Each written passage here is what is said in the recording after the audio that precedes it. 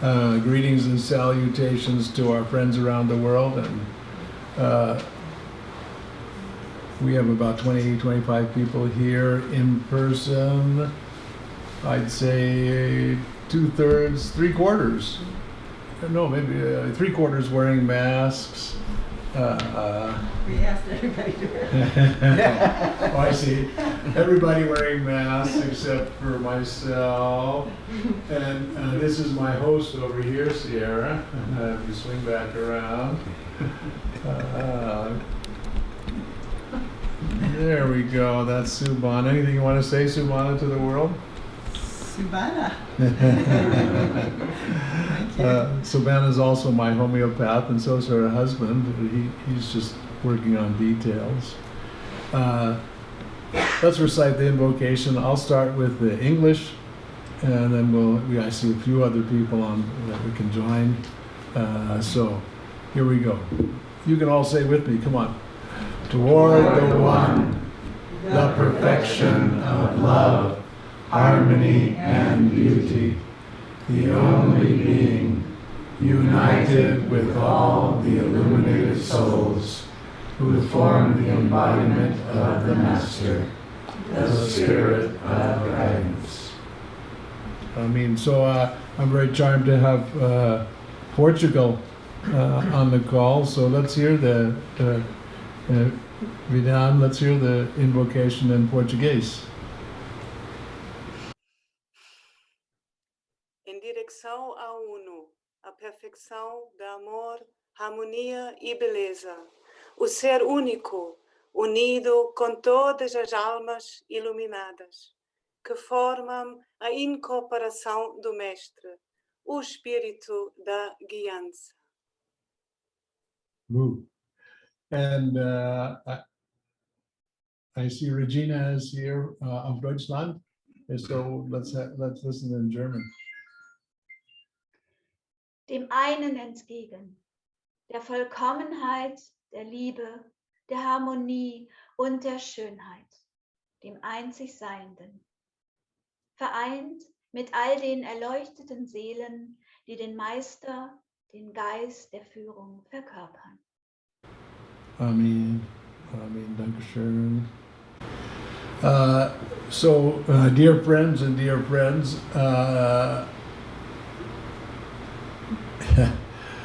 this is the first time that I've traveled out from my home to lead a retreat since I flew home March 16th, 2020 from Morocco on the last flight out. And now we're trying this experiment of I really want to serve the people who have come here for this retreat, and when I look this way, it means I'm looking at the screen, but I think I'll just look with my heart more than... we did dance earlier, we danced outside. So far everybody's still healthy. We'll pray for everyone's health and naturally for all of yours. And Sierra is using an actual camera. So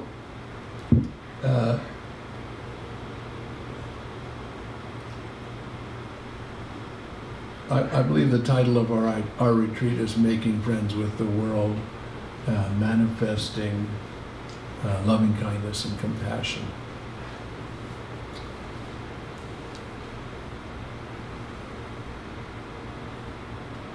I believe if we were to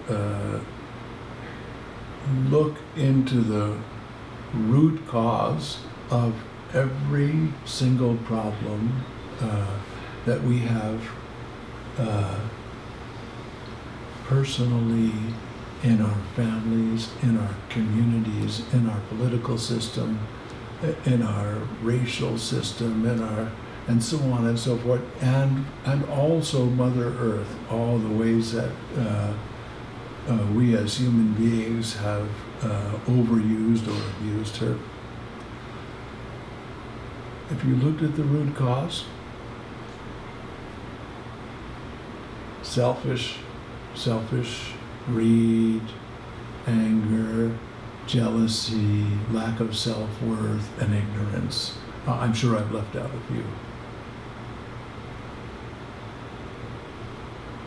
Would you agree? Mm-hmm. Ignorance, jealousy, bad education, greed, lust, I forgot lust. Fear.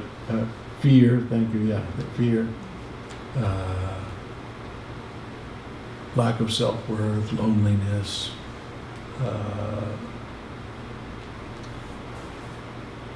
Those are the root causes. So, yes? It seems like the root cause of all of it is just ignorance. Ignorance, yes, you could say it that way. He said, could you hear us, Rahima, when he said that? Okay, Yes. good. Okay, Yes, good, yeah. perfectly. Oh, wonderful. Okay, so I want you to repeat. Yeah, so, but then that means the solution to global warming is changing ourselves. That the root of solving all our problems is loving kindness and compassion.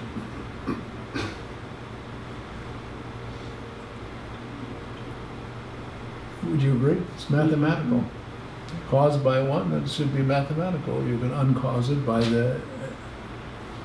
So, naturally, we have so many things that play with, the science and understanding how to treat Mother Earth, how we use her, how we if I said it a more elegant way, we are Mother Earth, the essence of all has entered into life, and it entered into life as trees and animals and humans, but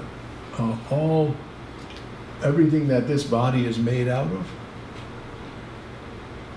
earth, water, fire, air, it's all borrowed from Mother Earth. The spirit enters into form, at least from my own point of view, enters into form, and through the miracle of the womb and so on and so forth, it starts collecting the elements, earth, water, fire, and air, and it makes a body. That body is made out of borrowed material, belongs to Mother Earth, and as the spirit departs it, pretty simple. No matter which form we give it back, it goes back. It's slower if you embalm, but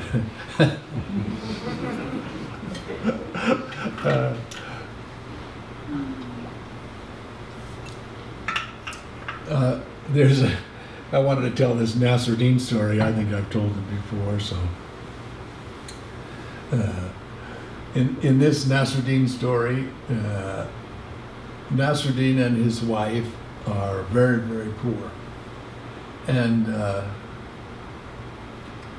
it's winter. They've run out of firewood. And Nasruddin's wife says to him, she calls him Hoja, which like in India would be called Khwaja.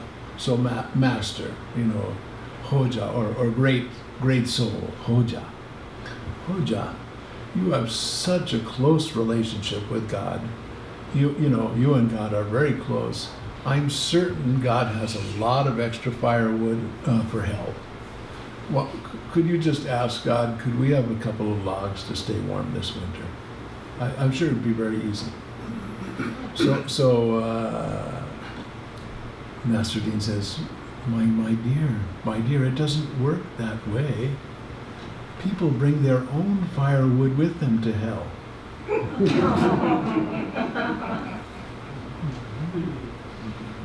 Yeah. There's another story that tells the same, another Nasruddin story that tells the same thing. This one I've told you many times, so most of you probably know this one. But in this one, he's at work with his colleague, and he takes out his lunch, and he looks at it, and he looks at it, and he goes, turkey sandwich. He says, every day it's a turkey sandwich. I'm so tired. of these turkey sandwiches. His friend says to him, Hoja, it's simple. Ask your wife to make you a different sandwich. Hoja says, no, you don't understand. I'm not married. I make my own sandwiches. Yeah. So, there's part of our being that's confused. In our confusion, we feel that if the world would change to what we want, we would be happy. Specifically, Inayat Khan says, Hazrat Inayat Khan says to us, he says, this is an inexperienced expectation. He uses those words. So just sink into that. I mean, we're so, God, if that person would be nice, if my wife would treat me better, if my children would be my parent, if I had some more prosperity, if it wasn't so, like we're in a heat wave, if it wasn't so hot, if it wasn't so cold, if it wasn't so raining, something's wrong that makes us unhappy. But at a certain point in the path of mysticism, we realize there's only one leverage that we have, and that's to change ourselves. Naturally, we have our assignment in the world to try to change things, but and I think, I don't know what we all experience when I say the word happiness, so something profound, something, Hazrat Inayat Khan called it spiritual liberty. Certainly we know the words enlightenment or awakening. The Tibetans often use the words limitless freedom. Limitless freedom for limitless purpose. Because with limitless freedom, the purpose to serve everyone for limitless freedom is limitless. And I think we can further ask ourselves, if we want to investigate, you got to turn off those notifications. There you go. The digital world. We've got it. We wake up, my experience is that every morning, no matter how deep experience, how much happiness, how much fulfillment I've experienced in these 50 years of being a mystic, or practicing mysticism, I think would be a more apt way to say it. I wake up and I could say I'm still hungry, or I'm still thirsty. There's still something calling me. And if we follow that call, I believe it will be a roadmap to where we want to go.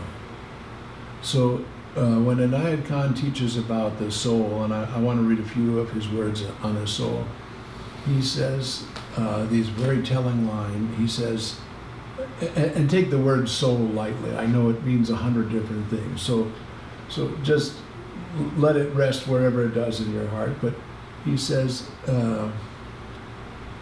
the soul, the essence, your essence, he says, the soul awakens by its own power.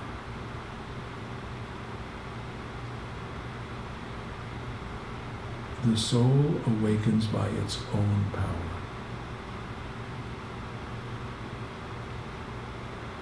So now translate that to what I was saying before, that there's always something calling us, so far. And in fact, if we didn't have that call, then life is over. There is no life without a wish.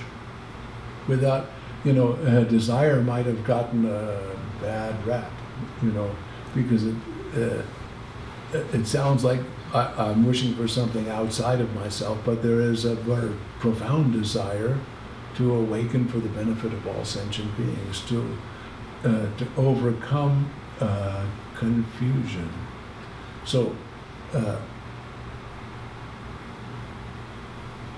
what is that wish for? You know, that would be our first question. You know, what comes up for you? What is it? I mean, you figure everything you do is for that wish. You brush your teeth for that wish.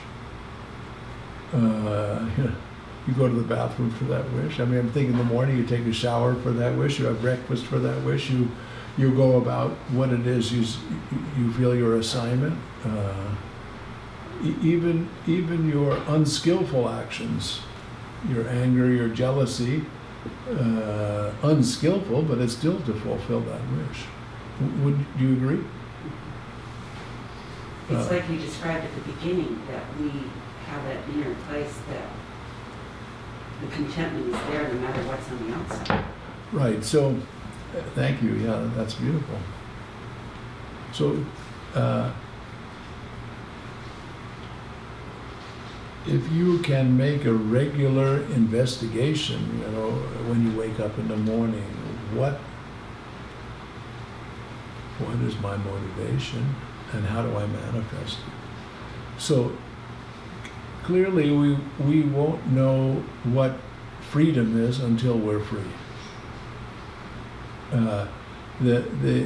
One of the great 11th century mystics, Murshid Sam, used to quote for us, Al-Ghazali. He said, it's like shooting an arrow at a target you can't see. So even I'm speaking about it, okay, this is what it looks like right now. Next week if we meet, I might have I would hope I have a little broader view. It'll come into focus more. So,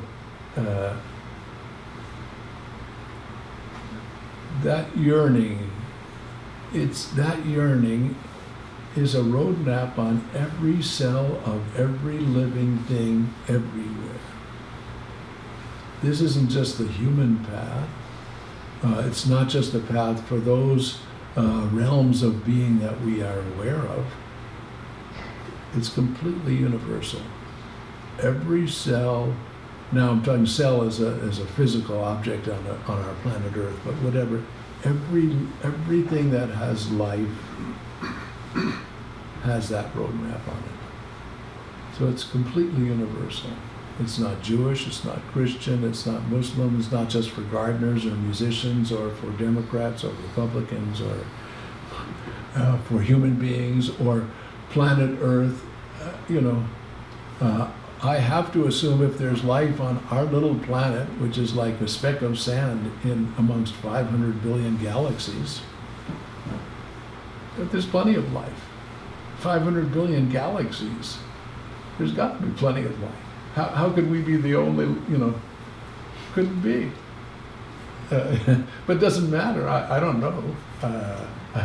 It really doesn't matter, it's still the same assignment.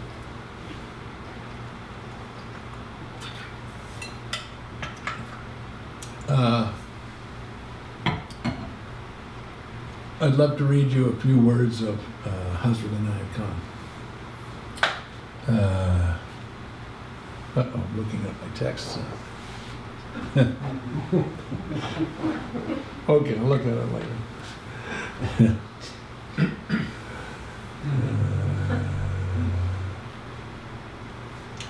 Okay, I'm looking at my iPad, friends. He's giving some teachings on soul. And again, I want you to if we ask a question, who am I in essence? Who am I?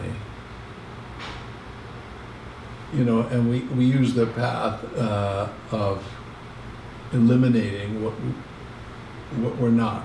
I could say, I'm not this vest. I know it sounds stupid, but you would agree. I'm not this vest. without, I like the vest, but without it, still here. This hand is such a wonderful part of my physical body that serves so much, but without this hand, I'm still, that essence of me, or I should say, is still here. Okay, without the body, turns out still here. Without the mind, still here. And so when you make that journey backwards, forwards, when you make that journey to deconstruct your notion of I, when you arrive at the destination, the principal teaching is that there's only one. There's the essence of all. And in fact, that essence permeates everything. Because everything is made with the essence as its essence, and then naturally all its parts are made out of the essence. So there's, it's the one having a good old time. It's a one having a party. And now the one, the all-pervading, living, being, existence, manifests as a human form over some whatever billions of years. It took a while on this planet. I mean, we don't know how many cycles of other things have happened, but as it does that, as you know, our nature is love. And now imagine, just as metaphor, that the soul, the essence of all, is like a mirror, and a beautiful image comes in the mirror, you. Now the mirror gets intoxicated. It says, it identifies with form and says, my happiness, my being is based on the outcome of this form. So now all of a sudden the one has become confused and become God confused. You know, and so it appears that our job on this planet in these bodies is to deconstruct that confusion and realize, recognize our true nature. And that true nature, just like the metaphor of the sun, it's in India they call it Sat Chit Ananda, you know, existence, consciousness, bliss. And Mershid Sam used to say to us, and the greatest of these is Ananda, bliss. So connected with realization is extraordinary bliss, happiness, joy, and that's why we often feel the goal is happiness, fulfillment, happiness. So now if you go look for your essence of I, there's never a moment you didn't feel it. But you can feel its confusion or its adapted notion of being dependent on your mind and body. So like I said, the vest, it is a very useful vest. I like it. It's like a man's wallet. I mean, a man's purse.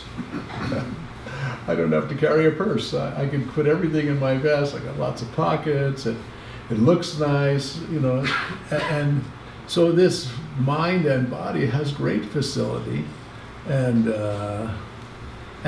purpose to it, and something, you know, that in Quran, I think most of you know this teaching, I was a hidden treasure and I wished to be known.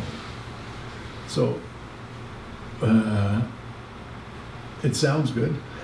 I can't really explain why the essence of all was hidden and wanted, you know, I can't explain it except I'm participating in it and I feel the I can follow the thirst that I have, especially through the wisdom of lineage and through the practices we have. Okay, so now here's Anayat's words that just so we have the rhythm of his being.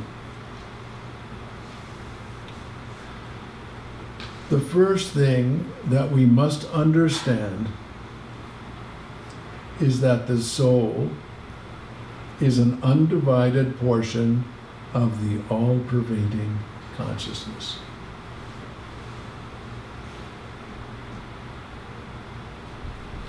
In some ways it makes no sense. An undivided portion. Whatever, it means something to us. Of the all-pervading consciousness. It is undivided because it is absolute being. And I feel like when you navigate or meditate on essence, you know, when you say all-pervading consciousness, it sounds like a electrical field. But when you say being, it has a very my being, my I feel I'm connected with a feeling of livingness. So that's why I believe in Anayat's invocation toward the one, the perfection of love, harmony, and beauty, the only being. So each of us can feel our being. The goal is to recognize we are the only being, the one. So he goes on to say, it is undivided because it's absolute being. It is completely filled with the whole existence. Very optimistic. I mean, come on. You little teeny tiny human beings, you're the whole universe. Holy cow. Come on. Couldn't be more optimistic, could it? Just take that in. My little old me, I'm the whole universe. If I could let go. Yes, go ahead, Copy Marianne.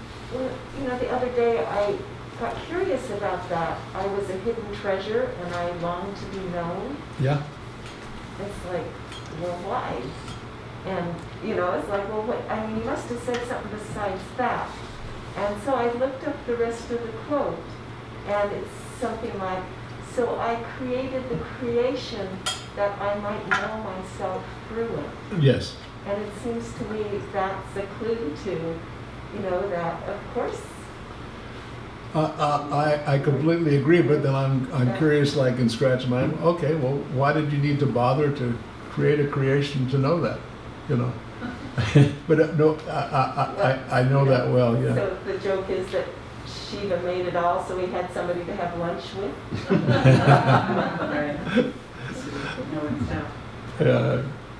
Yeah. It's good. I mean, we should continue to question and look and try to understand things, and just keep changing our view. The exciting thing is looking into each other's eyes and realizing that we all know this, who we are, who we define. Well, that's good. I'm glad you know that. We're going to go with you. The portion of it that is reflected in a certain name and form becomes comparatively more conscious of the object reflected in it than all other objects. Our mind and body being reflected upon a portion of the all-pervading consciousness make that part of consciousness experience itself as an individual soul, which in reality is the universal spirit. So, in another place he says, the soul in itself alone is no other than consciousness, which is all-pervading, but when the same consciousness is caught in a limitation through being surrounded by the elements in that state of captivity, it's called the soul. So this is another point of view. The essence, the soul, the all-pervading being, in the forms that we're in, experiences captivity. And it's the soul wanting to be free, which is the constant wish we wake up with every morning and go to sleep with every night. The wish for freedom. Though we may not experience it as captivity, every cell of every living being in its essence experiences its confusion as captivity. Okay. Such is the nature of the soul: youth, age, beauty, ugliness, sin, or virtue. All these are before the soul when they are exposed to it during the physical and mental existence, and the soul, interested in the reflection, may, for the time being, be attracted and feel bound by the object reflected. But as soon as it's able to turn, it says turn away. I don't know if that's the word I would choose, turn away, but see it for what it is. Saying, it's an expression, turn away. As soon as the soul can see it for what it is, it's free from it.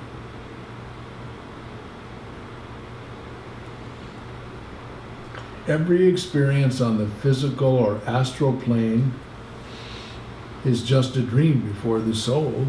It is ignorance when we take this experience to be real. We do so because we cannot see, as the eye sees all things but can't see itself.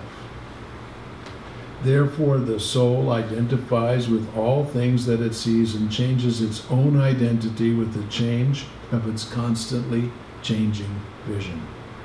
The soul has no birth, no death, no beginning, no end. Sin cannot touch it, nor can virtue exalt it. Wisdom cannot open it up, nor can ignorance darken it. It has been always and always will be. Again, this is beyond our capacity, because everything that we are taking note with is temporal, has a birth and a death, our mind and our body. And it's the essence which has no beginning or end. According to the teachings, I can't tell you for certain to you, but I appreciate it.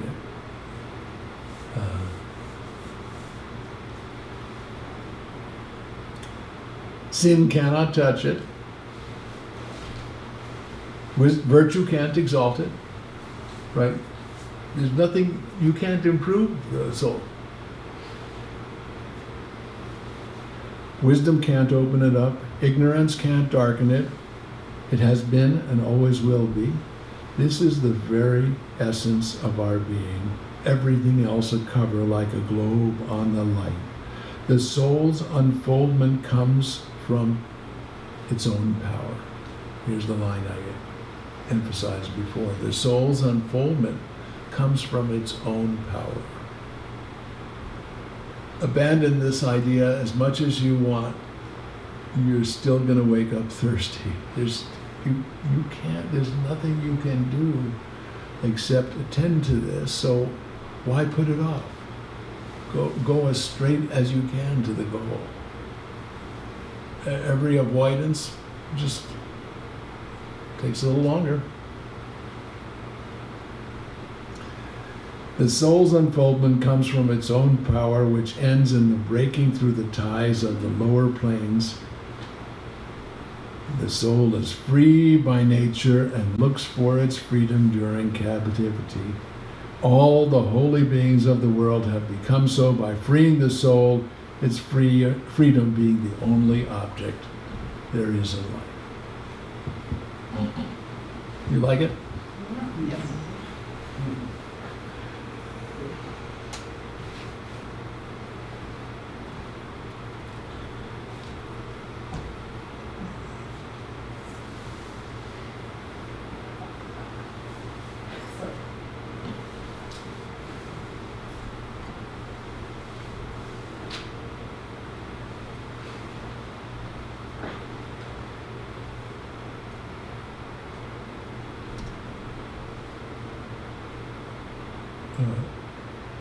what's so remarkable is that for us, we have the blessing of being in a lineage stream of beings from, as long as we can trace back, have dedicated themselves to this awakening, to this purpose, and then have passed along in each generation what methods have been effective for them. So it's not an experiment in a certain kind of way. Naturally, it's experimental because it's new for each of us in the way it manifests through our being, and that way it has new forms with each generation. But at the same time, there's this passing on, and then there's a paradox between, how's that? The gospel song, you gotta walk that lonesome valley by yourself. Nobody else can do it for you. That's true. I'm certain that's correct. And at the same time, if I sit up here and I'm in a good mood,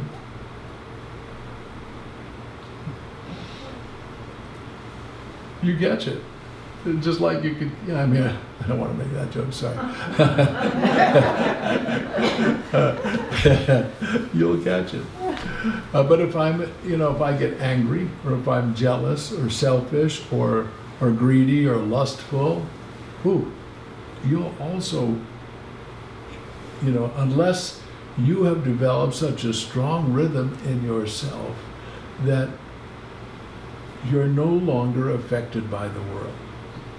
So Anayat's very basic teaching, he says the work of the Sufi, we could say the work of the mystic, the work of the Sufi, he says it has nothing to do with any particular religion or race or creed, but he says just this one simple thing, not so simple, to be able to keep one's rhythm throughout life's condition.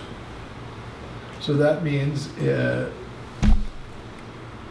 your liberation is no longer based on circumstance. Is that clear? Yeah? It's clear, except that what you just said is also true.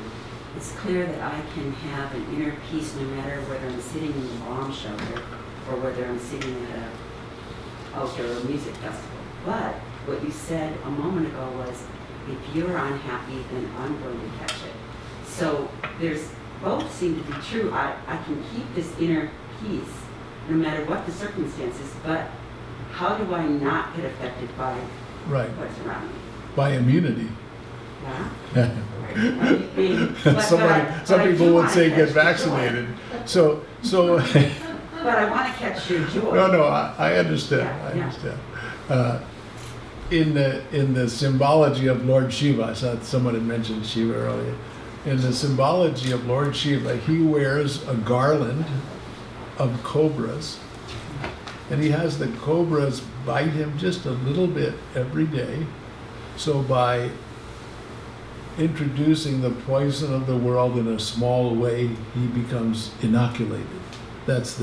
So he was the inventor of vaccination or of inoculation. So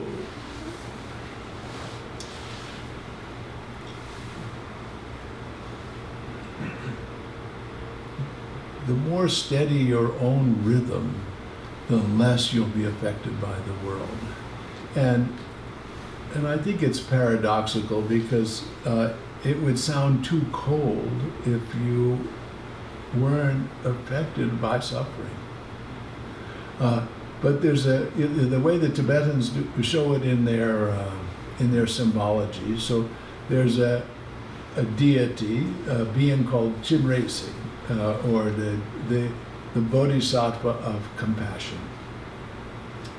So in the mythology, Chinresi,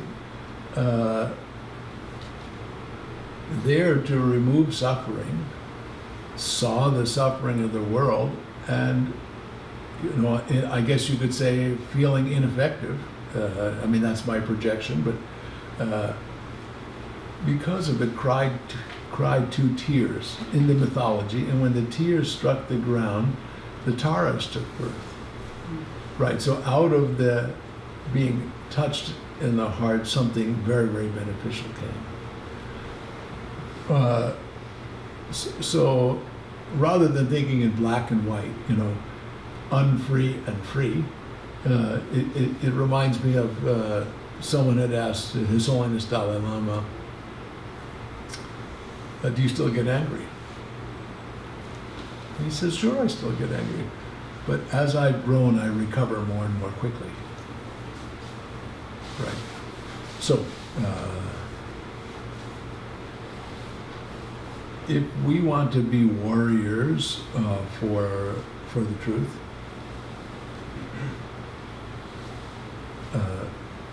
the example that most of us would give came from Mershid Samuel Lewis, my teacher, when it was Vietnam. And he said to us, he says, I'd like to go to a peace demonstration where the demonstrators demonstrate peace. Yeah. So,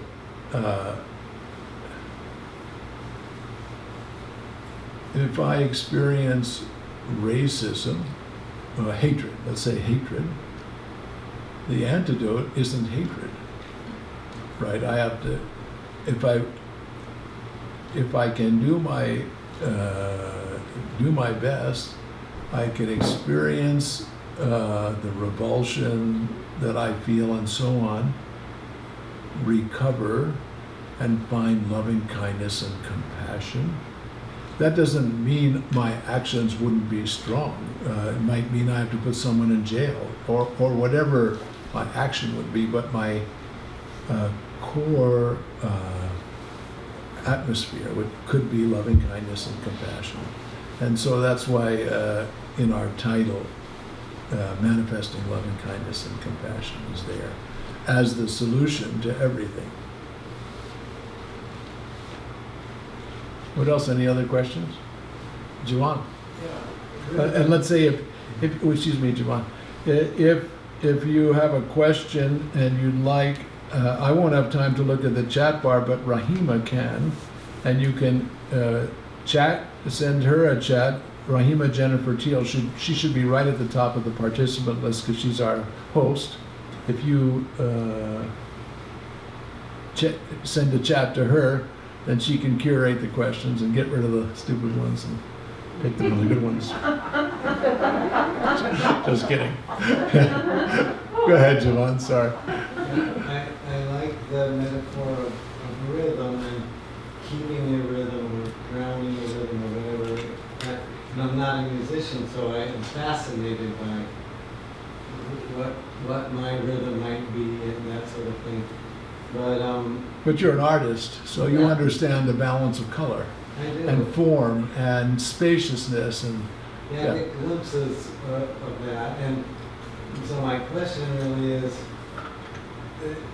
like in your case as a musician, your rhythm might be joyous or might be melancholy or it might take different forms, but it's still your rhythm.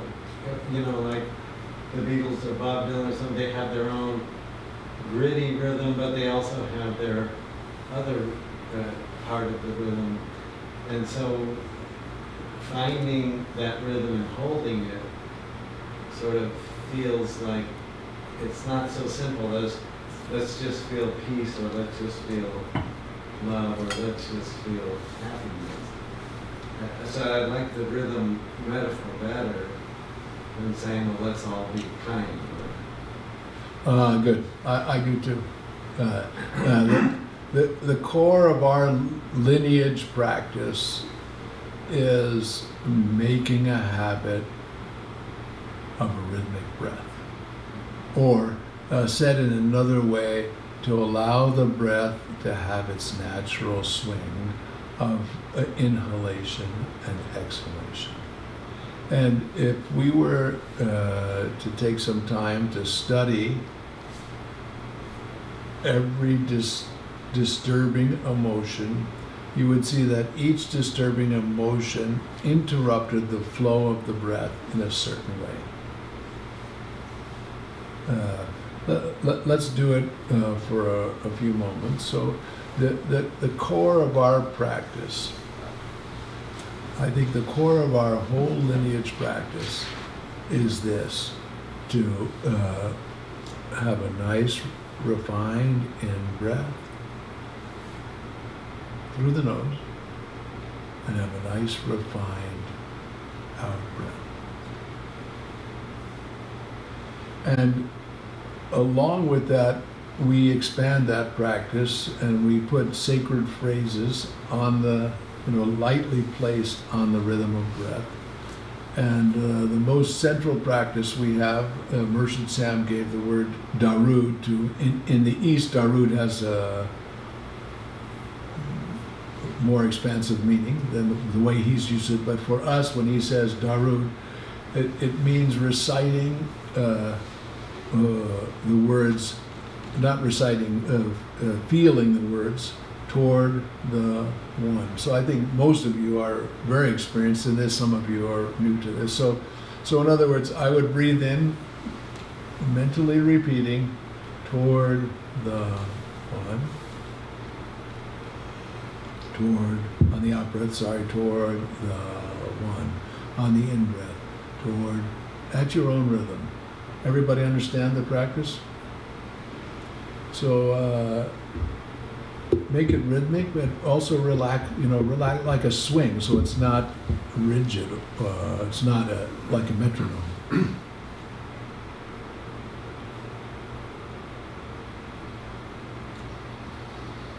Naturally, if you're in Portugal, say it in Portuguese, and in Germany, dem einen entgegen, and so on and so forth.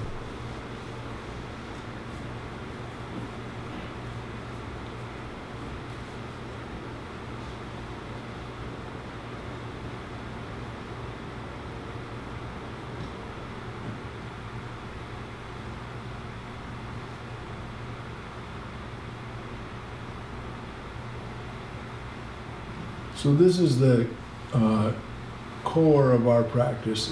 If you could catch this and have this be the one thing you focus on, morning, noon, night, sleep, focus on this, I'm sure it would take you all the way.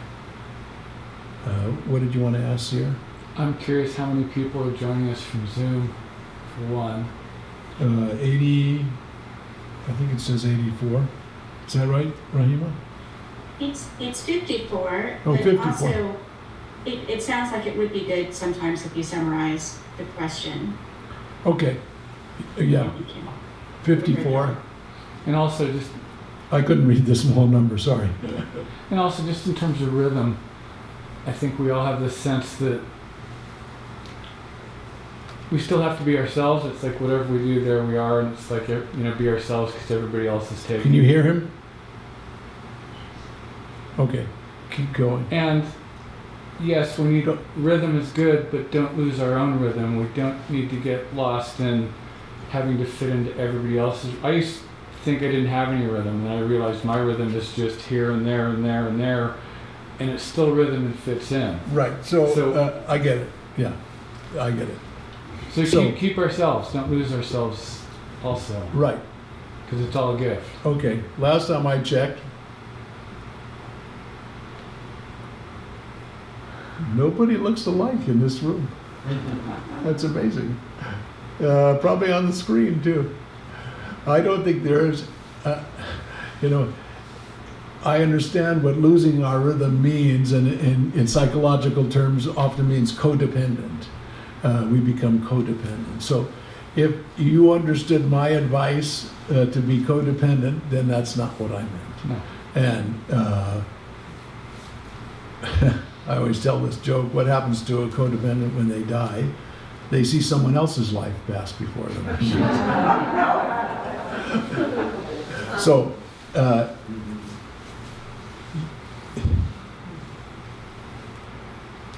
there's no duplication. There's no duplication. There's no two things. there's nothing that duplicates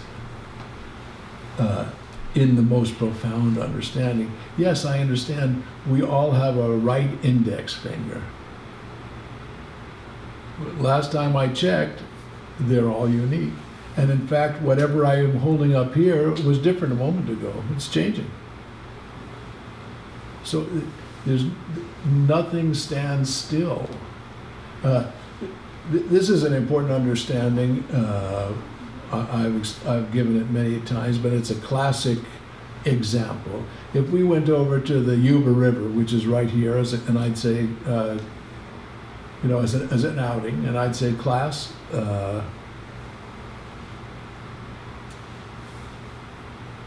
here's the Yuba River. And we'd all go, wow, it's so beautiful. Hopefully it still has some water in it. But anyway, we'd look at it, and then I'd say to you, okay, which part of it makes it the Yuba River? And now we'd be stunned. Because there is no noun called the Yuba River. The water is moving. It's never been this ever. It's always been different water. In fact, it needs the rocks and the container. It needs the trees around. It needs the sky. It needs the gravity. It's all interdependent with all 500 billion galaxies. The Yuba River depends on the 500 billion galaxies, and they depend on the Yuba River. So that there's no nouns on. Nouns don't exist. It's a convenience. It's a human convenience.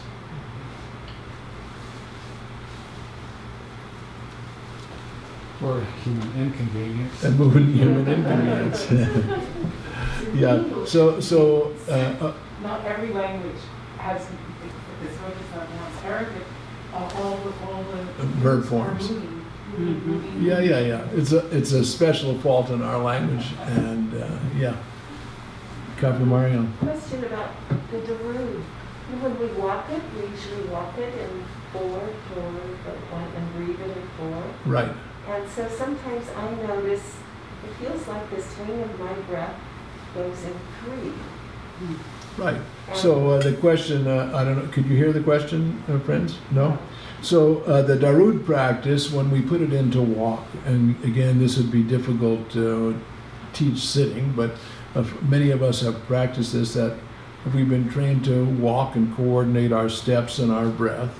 And typically it's given as toward the one, toward the one. So in a 4/4 time, at a pace that's comfortable for us at that moment and on the terrain we're on, but toward the one. It's in 4/4 time. So Kapi Mariam was saying that oftentimes she feels more comfortable in the waltz time. Toward the one, toward the one, toward. Well, if you're a musician, there's 1, 2, and 3. Everything else, that's it. Everything else a combination of those. 1, 2, 3. 1, 2, 1, 2, 1, 2, 3, 1, 2, 3. It all has its place. Yeah, so the secret is to understand it. 4/4 time is the most steady and balanced time. Waltz time, very beautiful.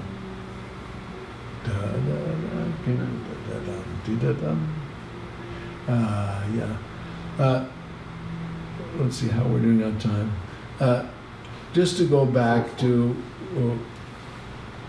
what I suggested to you, that every disturbing emotion would interrupt the natural free flowing of your breath. So that Anayat's and our lineage's root practice of making a habit of a natural, swinging, a relaxed breath is so profound. So I'm going to, we'll start the practice toward the one, breathing in, toward the one, breathing out. And then I'm going to give you an emotion, a disturbing emotion, and I want you to be an actor and just feel that way, as if just for the moment, feel that way. Let that emotion, the feeling of that emotion show up, and then observe your breath and see if the rhythm of your breath has been affected, and just try to analyze the rhythm of your breath. Not your thoughts or feelings, the rhythm of your breath. That's what I want you to analyze. Are we to try to stay in the rhythm? No. Let's see if the rhythm is affected. Don't try to push away the emotion. We want to see if when I'm so and so, what happens to my breath. So let's start in. Here we go. Toward the one on the in breath, and toward the one on the out breath.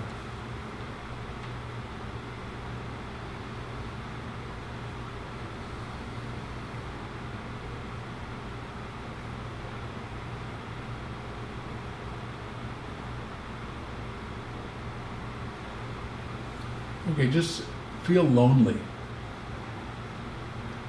and see if that affects your breath.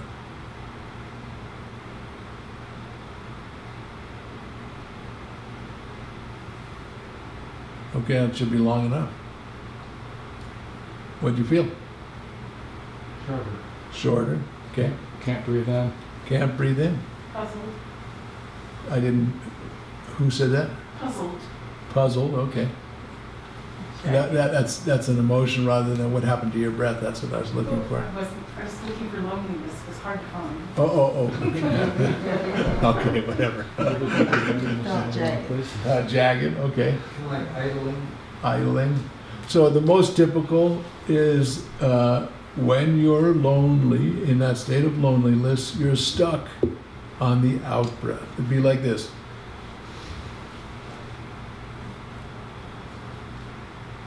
Very little in breath. Try this as an experiment.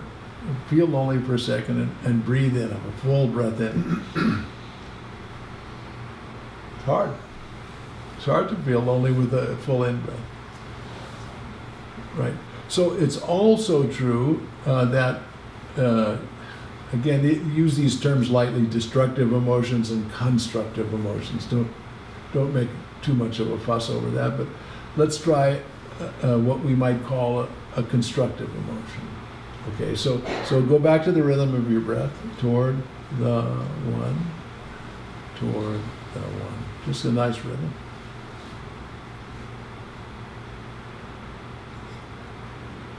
And invoke strength. Feel strength and see if it affects the rhythm of your breath.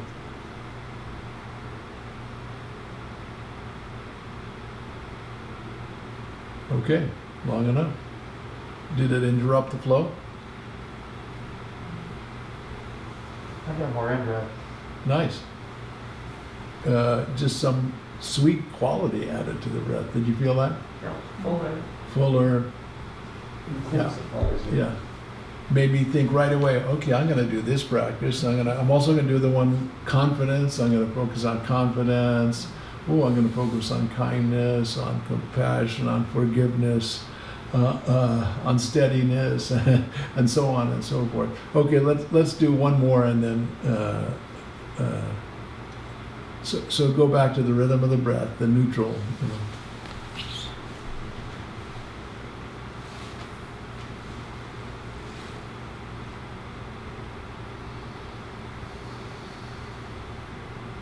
Okay. Feel angry, pissed off, and see if it affects your breath.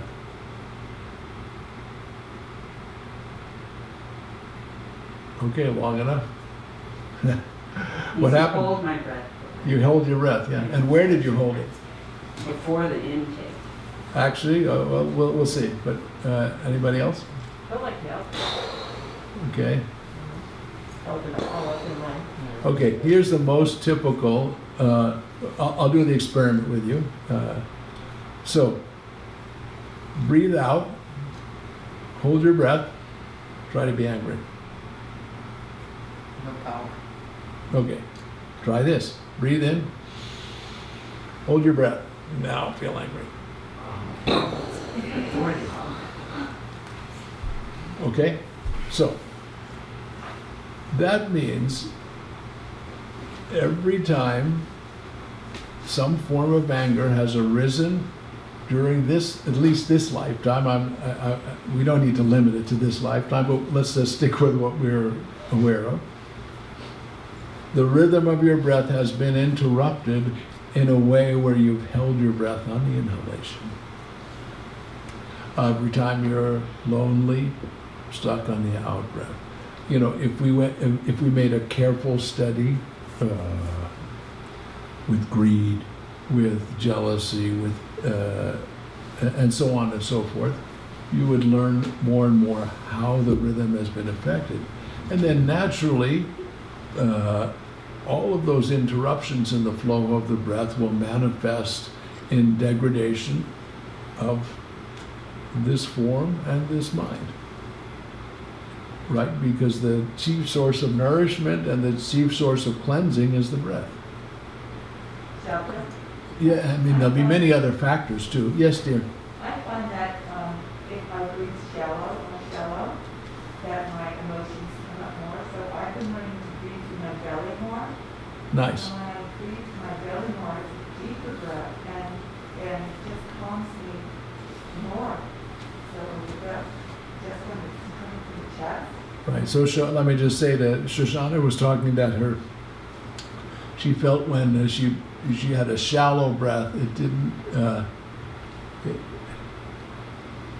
didn't serve her as much, and if she expanded her breath to a deeper breath, and especially in the belly center, that it would serve her development and her capacity much more. And in his text, Mershid Sam says to us, he says, breathing through the belly center is the perfect way to rid the mind of useless luggage. One of my favorite lines. So, that in effect, it's like, say you remove your nostrils and you glue them on at the belly center. You feel like the current is coming in and out there.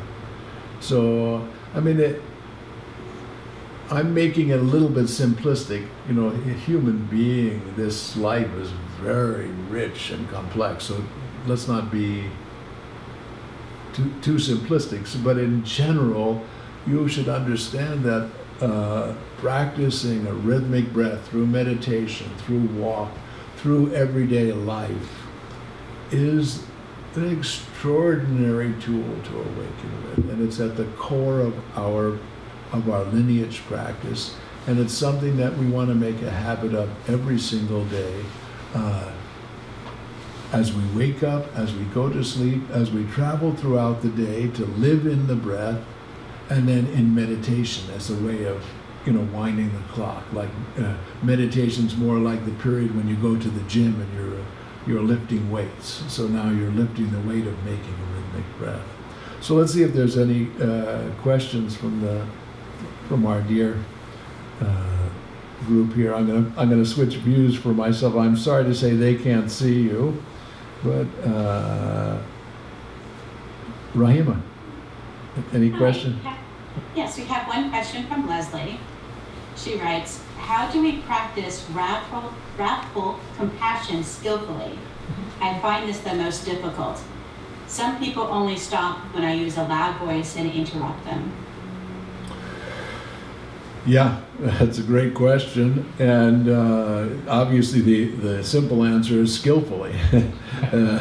And the fire element has so much more capacity to do damage, than the water element, or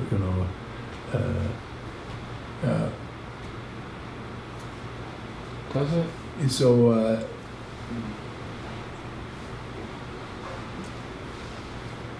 You have to learn by practice and seeing what the effect is and what the effect is on you. Because to say wrathful compassion means that the way Mershid Sam put it, he says, feel my pulse. My pulse doesn't go up when I get loud. So that's quite extraordinary. I can say that that's arisen for me sometimes, but not all the time, because don't forget our motivation is always a mixture of selfless and selfish. And the more the needle goes toward the selfish, the more damage it will do not only to the person who we're sending the fire to, I'm using the word, the fire element, you know, the wrathful quality. So if we use anger in the sense of unskillful wrath, when we get angry, long before that anger meets its mark, it will cause its own damage to ourself. It'll burn ourself up. It'll affect us. So there's nothing wrong with wrathful compassion. You need skillful means, and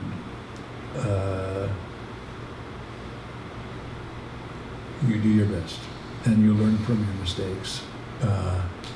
And I can remember, I remember one time where I felt it was necessary, and I tried to practice it skillfully, and I was very tough with somebody, and I saw how hard it hit them, and then I felt like, oh no, what have I done?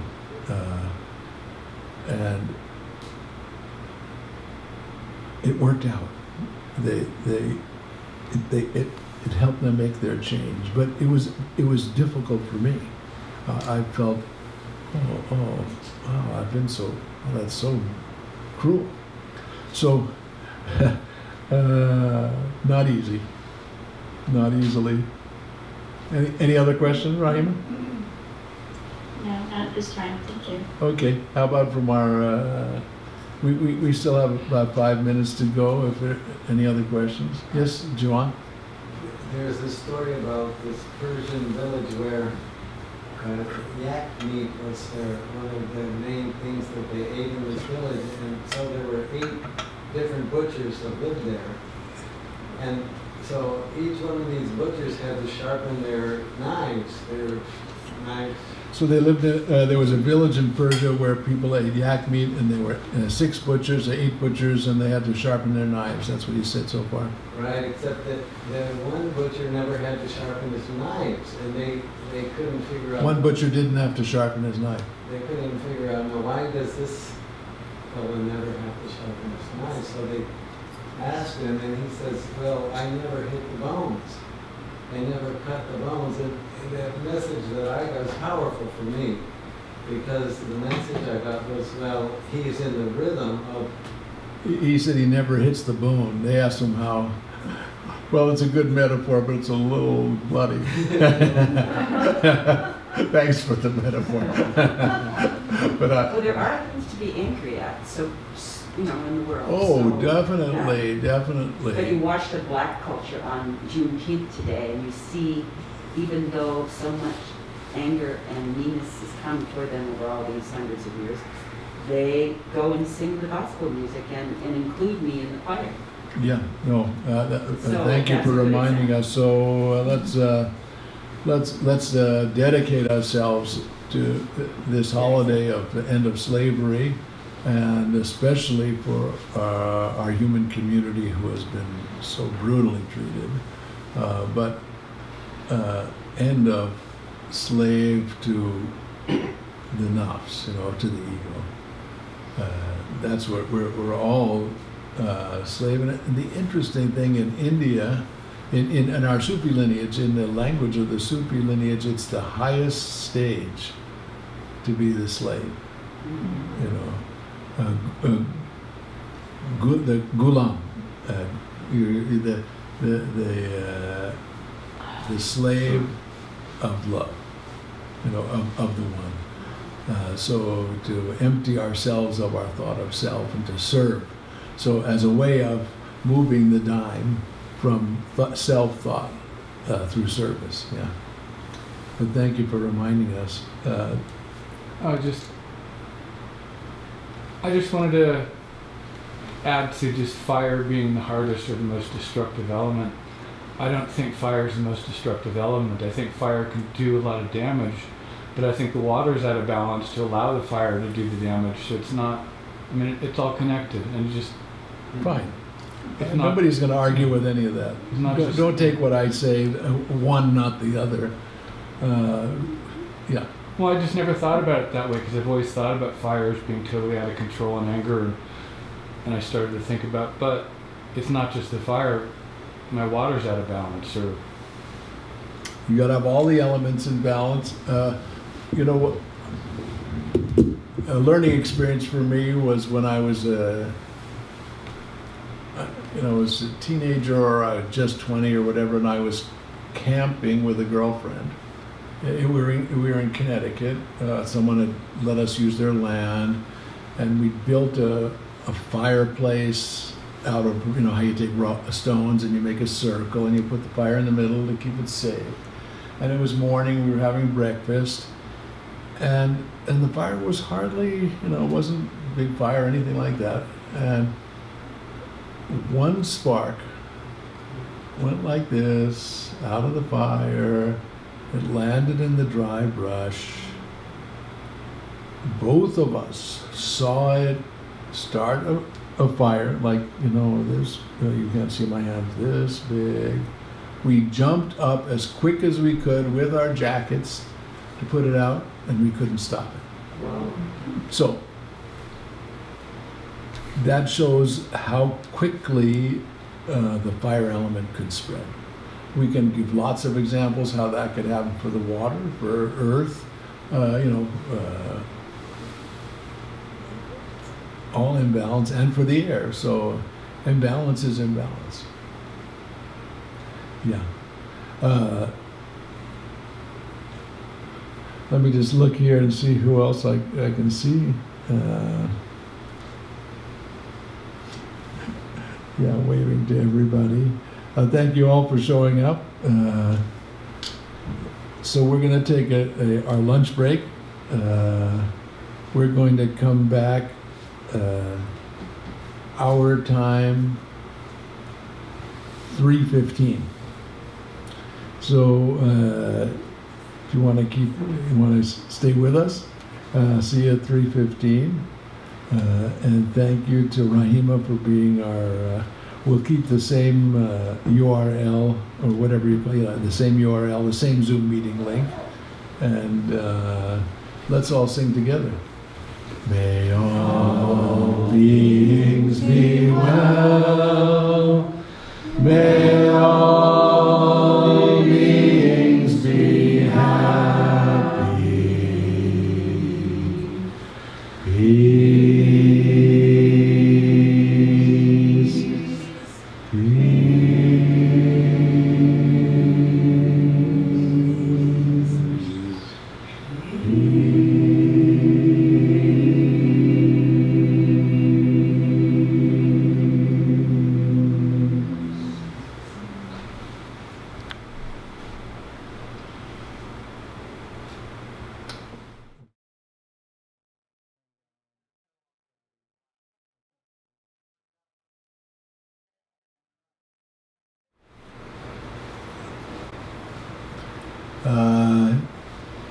Those of us here, let's recite out loud. Here we go.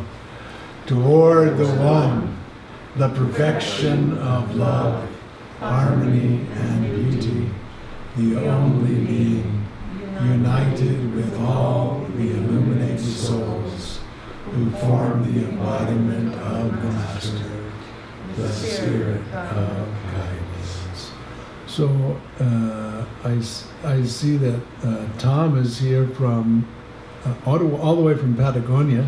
Would you recite in Spanish for us? Gladly, yes. Hacia el uno, la perfección del amor, la armonía y la belleza, el ser único, unido a todas las almas iluminadas que forman el cuerpo del Maestro, el Espíritu guía. Amén. Okay, aloha lani. How about in Hawaiian? Are you ready for that? Yes. I ke akua, ka mea pono loa, o ke aloha lokahi a me kanani, o ke kanaka vale no, hui kume na uhane o la a pauloa, ke ia ano I ka ho'olala o ka haku, ka uhane o ke alapai. Aloha. Any other language present?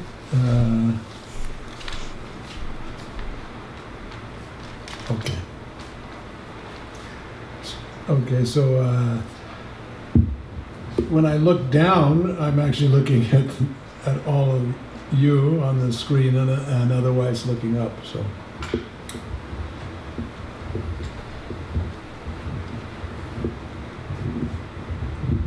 So I'm going to ask you if you project what you feel Lord Buddha was like. If something difficult happened, do you think he would go on a bummer? Or would he be okay about it? What's your opinion? What's your assumption? I think he would feel the bummerness of it and then go back into equanimity. All right. Okay, I'll go with that. Anybody else? Because compassion is the big thing, I guess he would have to feel it some, but it would not knock him out of his equanimity. Okay. So I don't think there's a correct answer, but I think in general,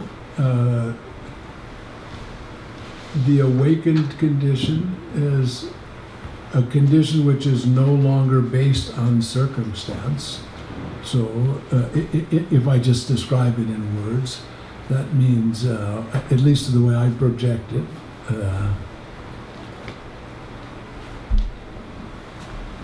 you could feel ever more profoundly the suffering of the world without question, but your own state, your own station would still be freedom. And it would allow you to manifest compassion instead of disdain, anger, sadness. Force you into it? Say that again? Wouldn't it almost force you into compassion if you look at suffering and you know? I wouldn't use the word force. I know force is not the right word. I wouldn't use the word force, but it's natural. It pushes you, it's natural. It leads to it. Right, so if I asked you in another way, what are the natural qualities of the heart? I believe you'd all say love and compassion.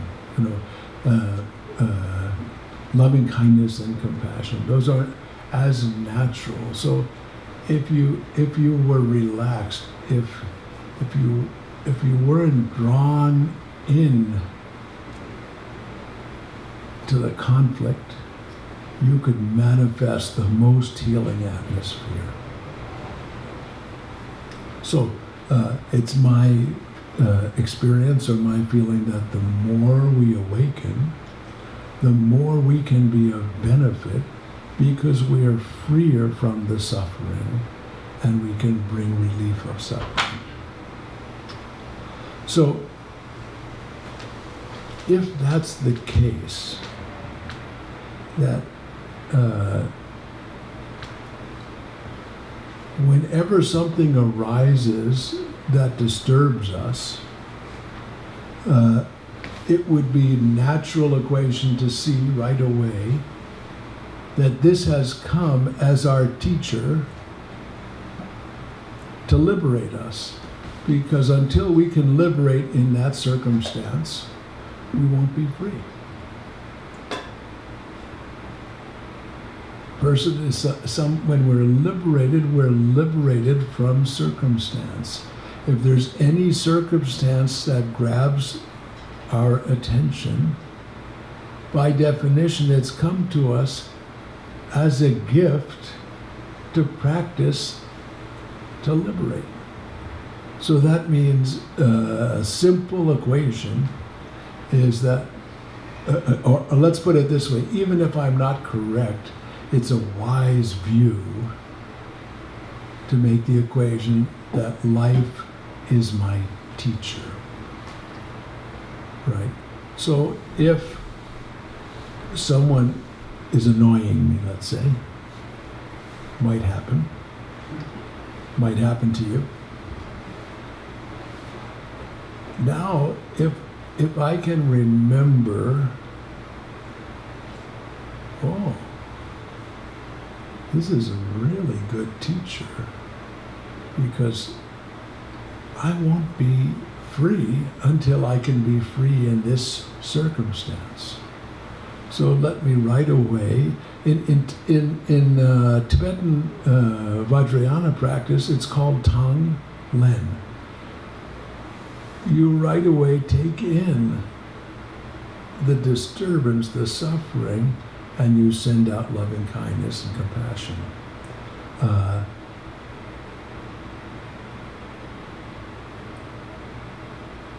So how do you train yourself to have enough buoyancy when difficulties arise to not be swept into the current? Right. So that's the challenge for the mystic. Otherwise, the more we can practice, I can assure you, now until forever, you have a great teacher. And in fact, I know if you're like me, you want to have a great teacher. You don't want just a kind of average teacher. So in some ways, I can guarantee you, you have the perfect teacher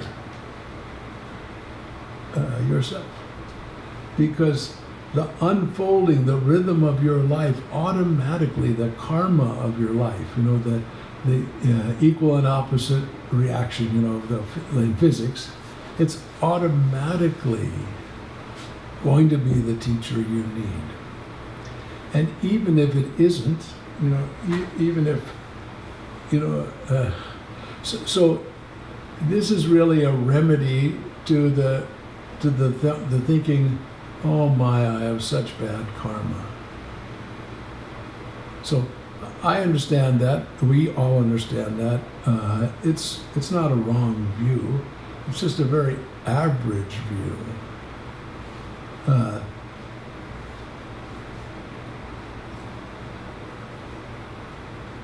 Now you can turn the tables and say, okay, I've got something to work with. I can tell you that talk is cheap. This is not easy. Yes. So you asked the question, how can I not get swept away by the that karmic sway, the tendency to get caught up in everything? Would you talk a little bit Can you hear, Rahima? Yes. Okay. And speak a little louder. So okay. Would you talk a little bit about Shenpa and how that relates to exactly that? How can I not get swept away by this craziness coming at me? So you have to explain Shenpa. Okay, so Shenpa being, at least according to Pema, who got it from Lama, maybe somebody can help me, Zohar, anyway. I've heard of him. Sorry? I've heard of him. Yeah. Pema Chodron, you mean? Pema Chodron's teacher. I think she was Lama Trungpa Rinpoche. Yeah, she was, but this is okay, from Lama Zopa. Okay, doesn't really matter. Anyway, so he taught, he elaborated a lot on Shenpa, which has to do with, it's the hook, it's the moment just before you get triggered, and it's that moment of choice where, okay, there it is. I can either jump off the diving board into the shit pile, or I can make the decision to take a deep breath and exercise my skillful means. Right. Yeah. So it takes practice. it's very simple. The more you repeat the action, the more you'll able to recall it. The more you learn how to pause. But so we've been so schooled in our, at least in Western culture, American culture, to think in terms of goal, that I want to get enlightenment, you know, I want to do good, so I want to be a doctor. You know, if you're a doctor, then you're fulfilling a purpose. If you're a secretary, obviously you're fulfilling a purpose all the time, but in our confused mind. So I think it's wiser to look in terms of how, then what. What's your process? And so in that way, when we dedicate our lives, or when we make aspirations every day, like, oh, what do I want to bring to this day? So I think most of you know I have a 10-point program. Now it's already an 11-point program. I'll go through it quickly because I think most of you know it. But it starts, Amir, it starts with, every morning I want to make an aspiration to manifest strength and courage. So in other words, if you don't have a way in your daily practice to develop strength and courage, it's likely you won't be able to accomplish anything.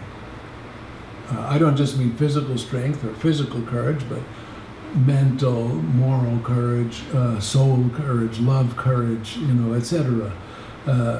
So I think that's the first question on how do I get to, not fall into the trap, is I need some stamina and some strength and some resilience, to not, not attack myself, to not have low self-image, like, oh no, there you go again, or by the time you found out that you've been, you're engaged, you're already knee-deep, and you've already hurt so many people, and so on and so forth, including yourself, because as I said this morning, if you become angry, you poison yourself long before it may meet its mark. So no matter what reaction, right? And many of you know that so often if you'd be with Merchant Sam, he'd say to us, don't react, don't react. So act, don't react. It was the principle. So strength, courage. Now comes kindness and compassion. So as qualities, so now we're making an aspiration. These are the qualities I want to manifest in my life. Strength, courage, kindness, compassion. Then the next three go together: tolerance, patience, and forgiveness. And always we shouldn't confuse forgiveness with condoning someone's behavior. We don't want to entitle someone to be an idiot, or to be whatever, to be a hater or a rapist or a misogynist or whatever it is. We can still put them in prison, but we can still manifest loving kindness and compassion. So it's not forgiveness. It's changing your own what you manifest from reaction to loving kindness and compassion. Yeah, so you go from disdain or disgust or hurt or and so on. It's not saying I condone your behavior. It has nothing to do with the other person's behavior. It has to do with a change in yourself. So strength, courage, kindness, compassion, tolerance, patience, and forgiveness. So now comes gratitude. Because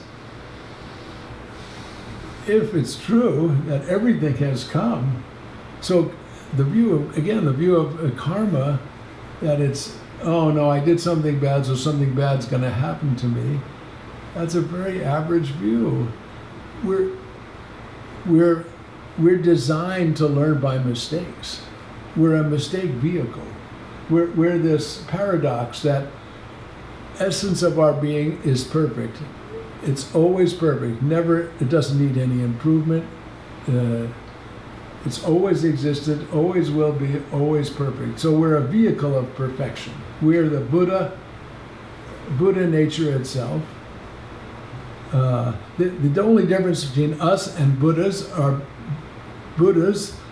are beings who are aware of their Buddha nature. And with us, we're Buddhas ignorant of our true nature. That's the difference. Essence of you, essence of me, essence of everything is the same. And potential is the same. And that potential won't leave us alone. That potential, as we said this morning, it'll keep manifesting as the thirst for whatever it is, accomplishment, through the path of accomplishment to liberate. Generosity. So no, I didn't say generosity. Gratitude.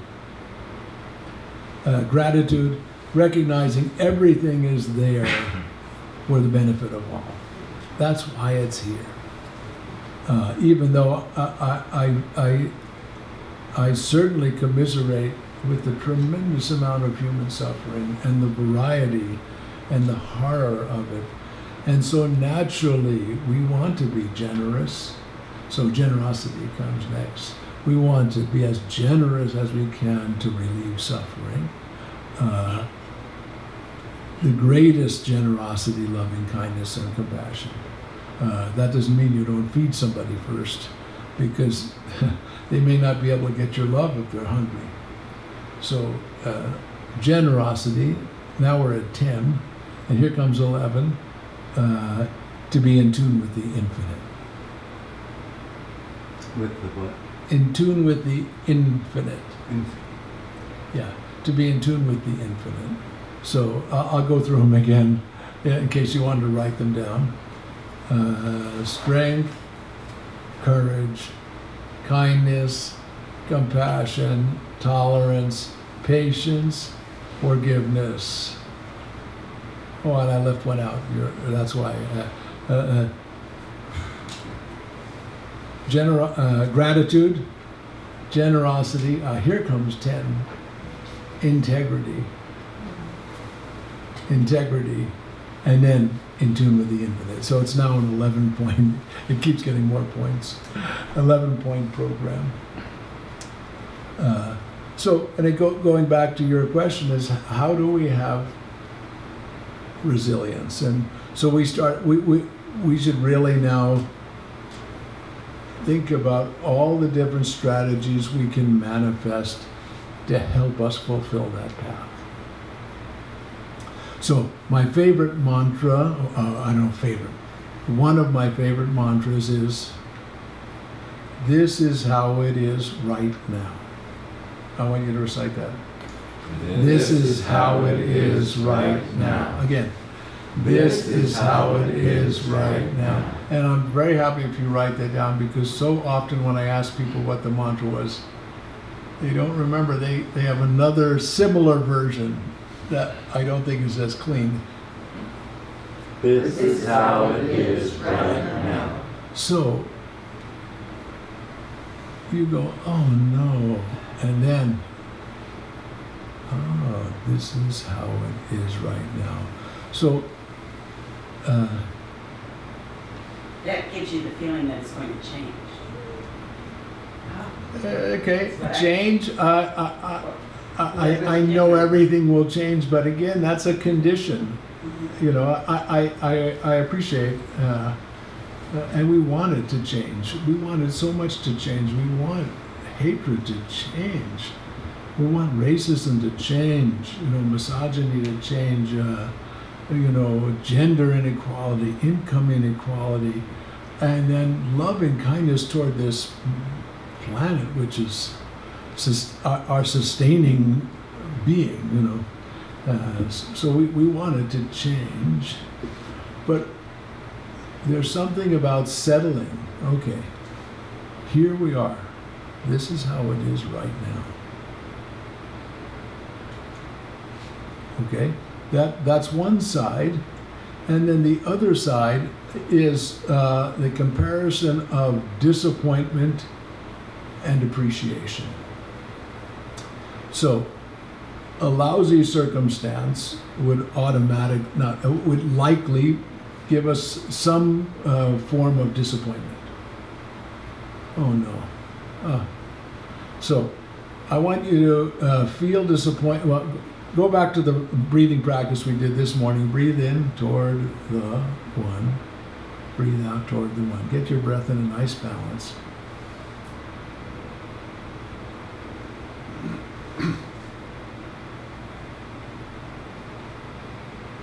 And just think, oh no, not this hatred again. Okay, what'd you do? You breathed out. Okay, so if you're going to make change, you need vitality. You're not going to change anything on the out breath. So, along with the disdain, okay, let's compare it to appreciation. So, this has arisen for the benefit of all sentient beings to help us awake. If we can look at life from that, to relieve suffering. So, what I'm going to suggest is we feel the gratitude that we're getting to experience life. So go back to toward the one.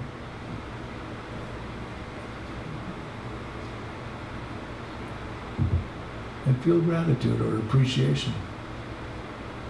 And see what happens to your breath.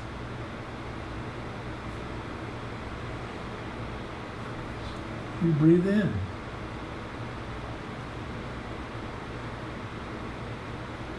So, maybe appreciation is the wrong word, but grateful that you have the opportunity to serve to relieve suffering. You could change the words in that way to make it a little more palatable. There's a gratitude that you have the resilience to not be drowned. You have the resilience to go to a peace demonstration and be peaceful.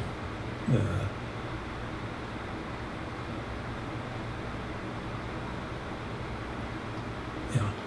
So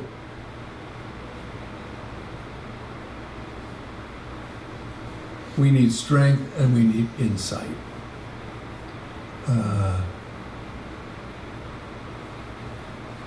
And an understanding of how extraordinarily interdependent and interconnected all the web of life is. And I can assure you we have a very limited view of how extraordinary the communication between everything is. Everything. And, if I want to cite the current research on trees, right? How the trees are talking to each other with the help of the mycelium and the mitochondria, and they're supporting each other. And even a tree which has died, which has a little bit of life force, it's sending it to somebody else who can use it. So, I've cited this research often. The reason I'm bringing this up because I want us to look to,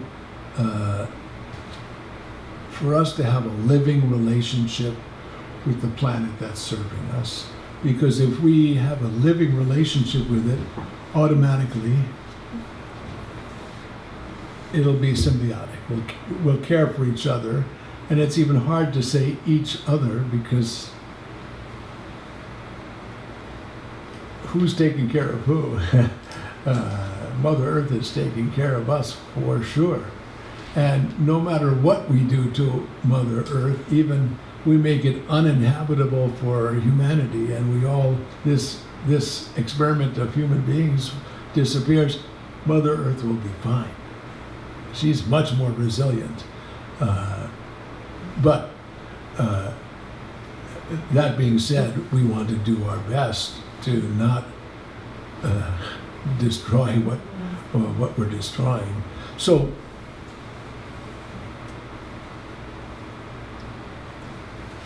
we communicate by words for the most part.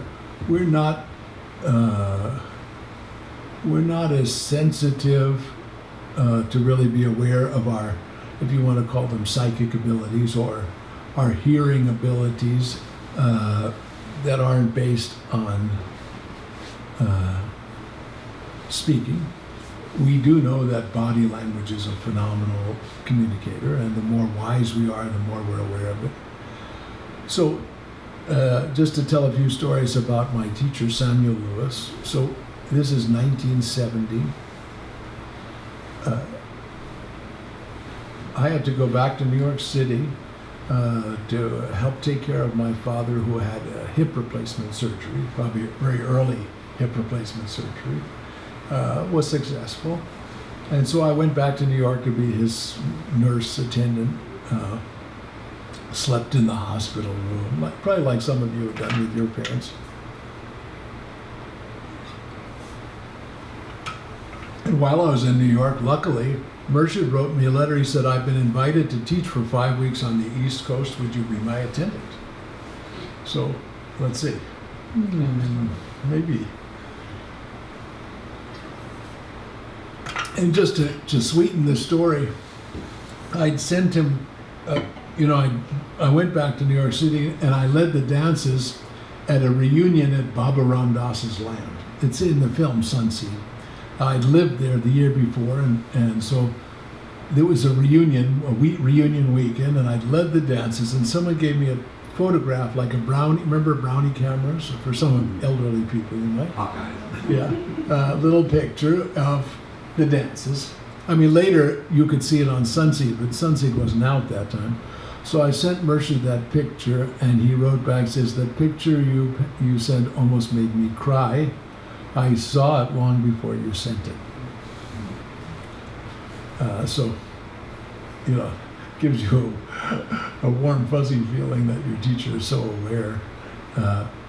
He came to New York, we traveled together, and while we were in New York City, he was invited to the office of a man named Cleve Baxter, who was a retired FBI agent.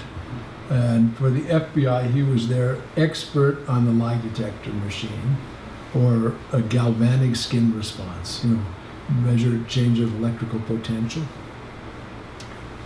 And he'd been doing research on plants. So we went to his place. Later it became the book, The Secret Life of Plants, and then a movie and so on with another colleague. So we went to his office, and he started telling us about his research. And you have to understand that Murshid Sam was a soil scientist, a botanist. He'd worked on water desalinization, on seed exchange. He understood biochemistry from a spiritual point of view. So this was, I remember him saying something like, all of this had been shown to me long ago, but the world wasn't ready for it, so I couldn't show it. He said something like that. But in any case, we go to this man's office, and he starts explaining. He said, "I've been retired. I was in my office. I was quite bored. And so I hooked up he had a ficus plant, a typical house plant. And he said he wanted to hook up the leaves and see what would happen. And so his first thought after he hooked up the leaves on the plant to the lie detector was, I wonder what would happen if I burnt the leaf. Would the needle go off? And when he had the thought, the needle went off. So that's true of every single plant here. Of every plant that you know, and every plant that knows you, and that you take care of.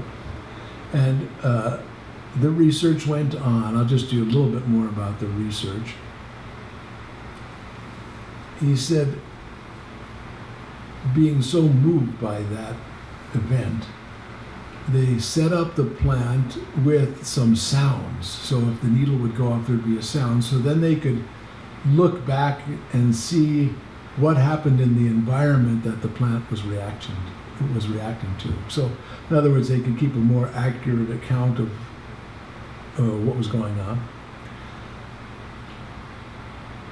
He had bought some live shrimp for lunch, and he had a little, burner in his office. The minute he put the shrimp in boiling water, the needle went off the edge.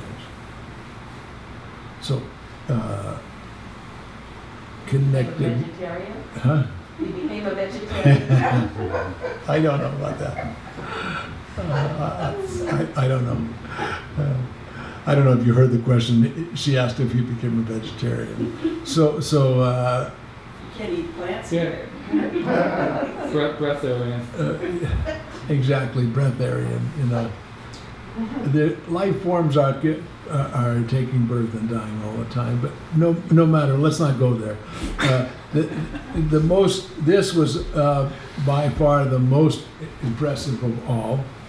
So now he's on the lecture circuit talking about his research. I mean, it's much wider than I'm mentioning. And he's in Michigan, and the plant is in New Jersey. And when he gets up on the stage and he starts to talk about that plant, the needle is going off. Yeah. So the natural world is a living world. It's full of all sorts of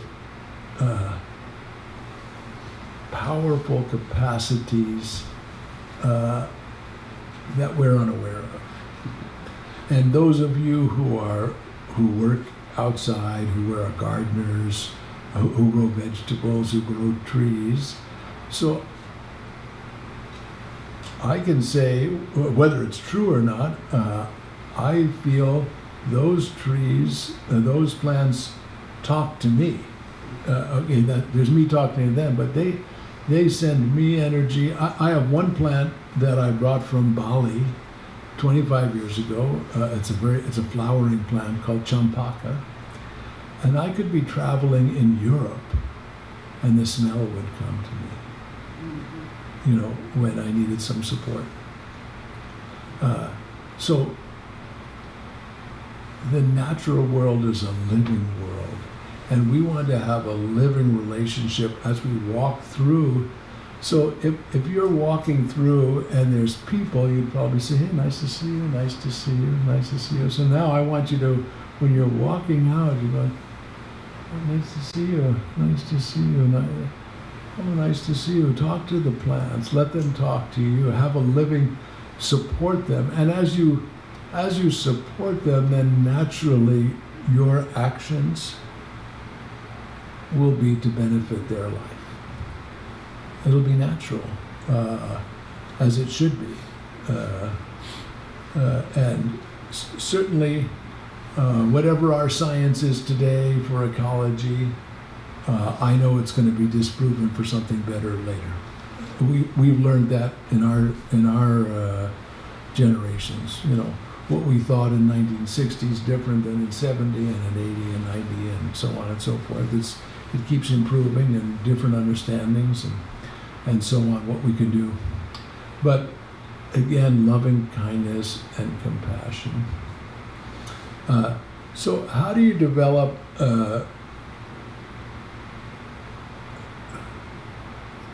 resilience? How do you get resilience to be able to learn from life, to make life your teacher? And I think that's where spiritual practice comes in. So I know that all of my spiritual teachers, were very solid practitioners. Again, on that same trip with Murshid Sam, I was in Boston, in Cambridge actually, at the home of Azimat Shriver, we were staying there. She was our host. And I remember walking over, it was evening, and I remember walking to Murshid's room to say goodnight to him, and his door was open, and he was sitting on his bed, you know, La ilaha illallah, La ilaha illallah. He was doing his evening practices. I was, 1970, whatever I was, 23, 22, 23. 23. I thought, he's so enlightened, what does he need to do practice for? So, I don't have that view anymore. No, I don't mean to speak, if you misunderstood that, I think less of him, that's not what I meant. I just meant that there's no end to developing resilience and going deeper. And there's a beautiful story about Shams Tabriz and Jalaluddin Rumi. I don't know, you know who these characters are? So Jalaluddin Rumi, I think you all know, the most famous poet in America, a mystic of Persia. He came from a family of scholars and mystics, but very elegant, if you could, if you imagine.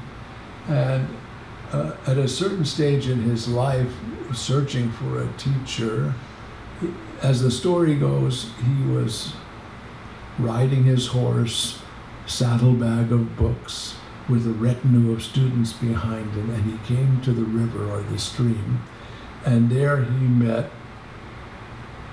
a disheveled, wild, unkempt mystic, not dressed in elegance like him, but whose name was Shams Tabriz, but sometimes known as Shams the Flying One, because he was known to fly through the air.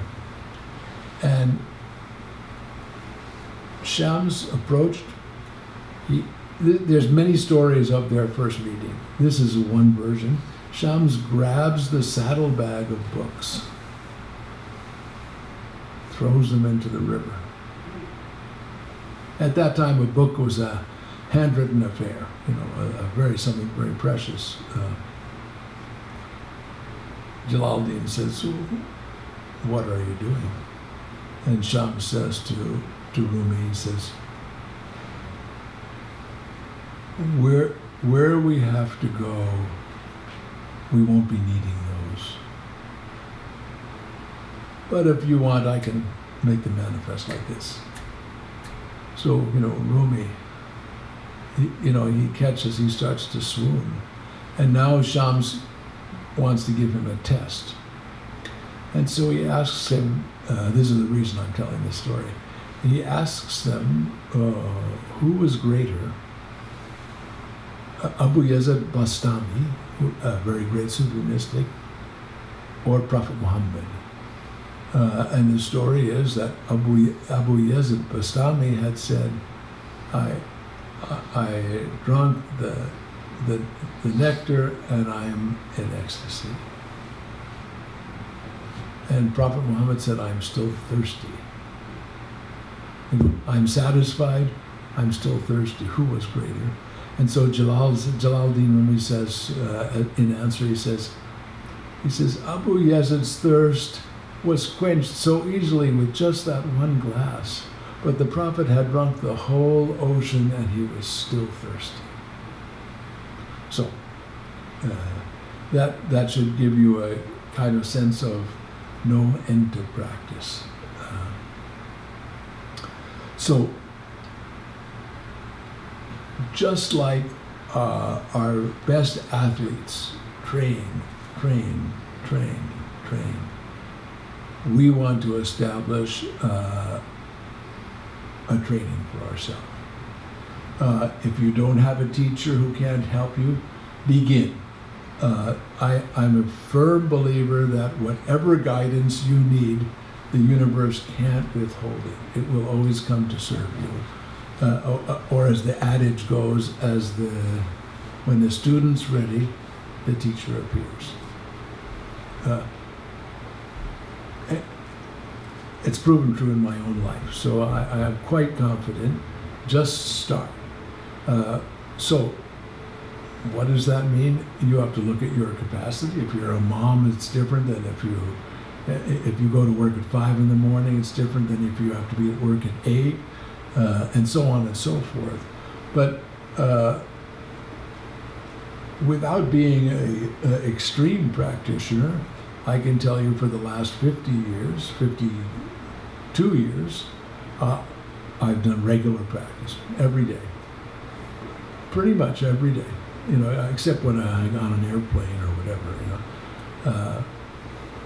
now I try to get up at 6, and usually, 8:15, 8:30. But there's a lot of other things happen. People call me from Europe or from Russia, or because it's a time there. So, but regular, and it's just like going to the gym, spiritual gym. In Mershid Sam's case, he did morning and evening practices that were given to him by his teacher, Hazrat Inayat Khan, and other teachers. And then naturally, as you develop, your inner life gives you more assignment. I did evening practices until I got married in 1976, and then I've been pretty remiss since then. So you better not follow my example. You can do some evening practices. And then I follow the practice of trying to keep my breath in rhythm day and night. There's so much more to the mysticism of breath than inhalation and exhalation, which we've spoken about. There's also Jalal and Jamal, which we'd have to take much more time to focus on.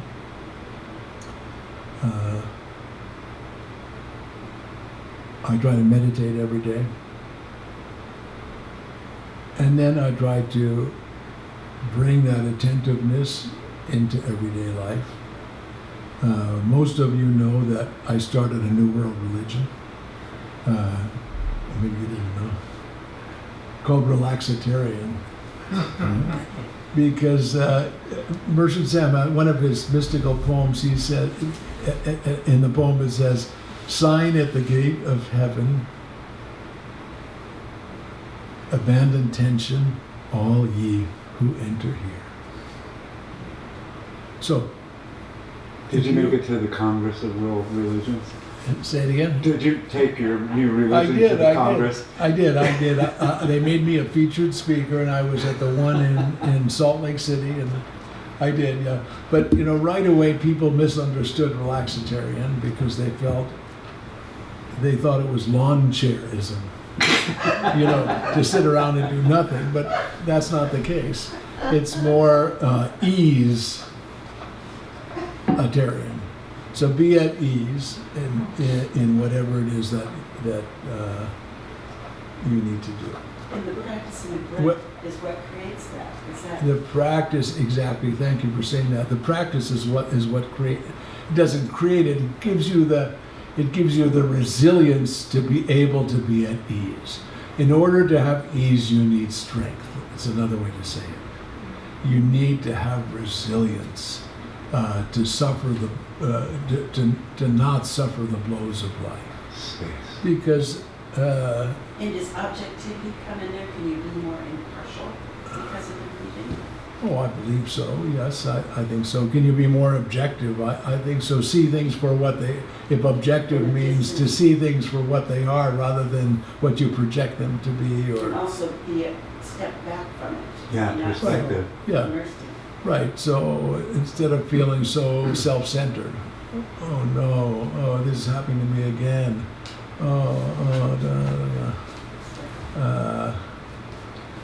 and there's another principle too, I think, is I called it making friends with life.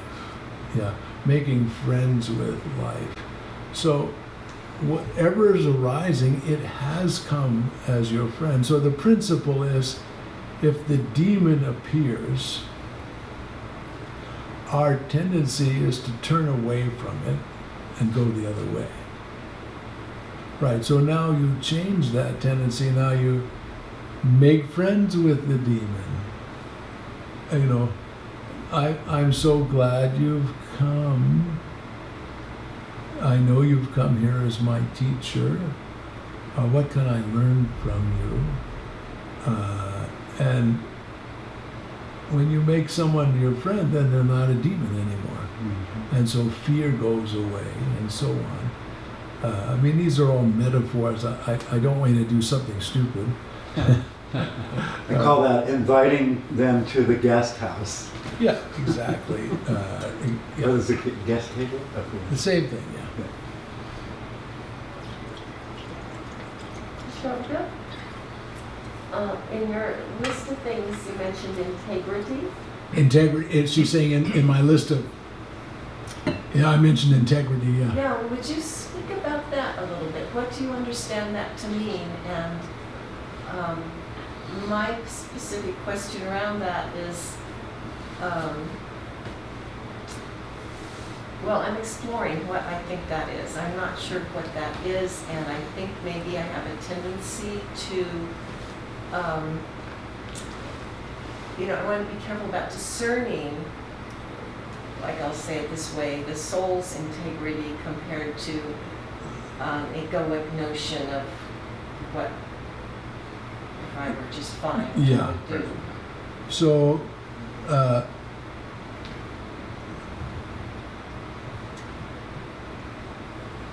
I'm going to go off on a little tangent first. In the Sufi world, you know this, but I want to speak to everyone. In Sufi, we have two terms, hal and maqam. Hal and maqam. So hal, which means ecstasy, means an experience where you're lifted up into a great state. Maybe from that state you get to see such a wide horizon. Like you go to the top of the mountain, you really get to see how things are. And then you come down from that state to your maqam. Maqam means your station, where you live. And I believe we're in a society, but at least in this Western world, where we may overvalue hal and undervalue maqam. Right? So I can say for sure I've had an enlightenment experience, you know, a liberating experience of some type. I don't want to make it high or low, but we're just, wow. But then, you know, I got ballooned and I came back down. And I came back down to my station. So, you know, many of us might have this yearning for, you know, that, I want to have that great, you know, especially those of us who come out of, you know, intoxication culture, you know, because we've had so many great experiences on, I don't know if intoxicant's the right word, but whatever they are, botanicals and chemicals. Yeah. Bliss bunnies, maybe? What's that? Bliss bunnies? Bliss bunny, okay. So, but now I value station probably more than I do the hall. Yeah, I like the halls, I do. I like the highs, I love them, but I really appreciate the even ease of life, which has come out of a long period of practice. So a hal could come suddenly, maqam comes gradually. So how does this relate to integrity? So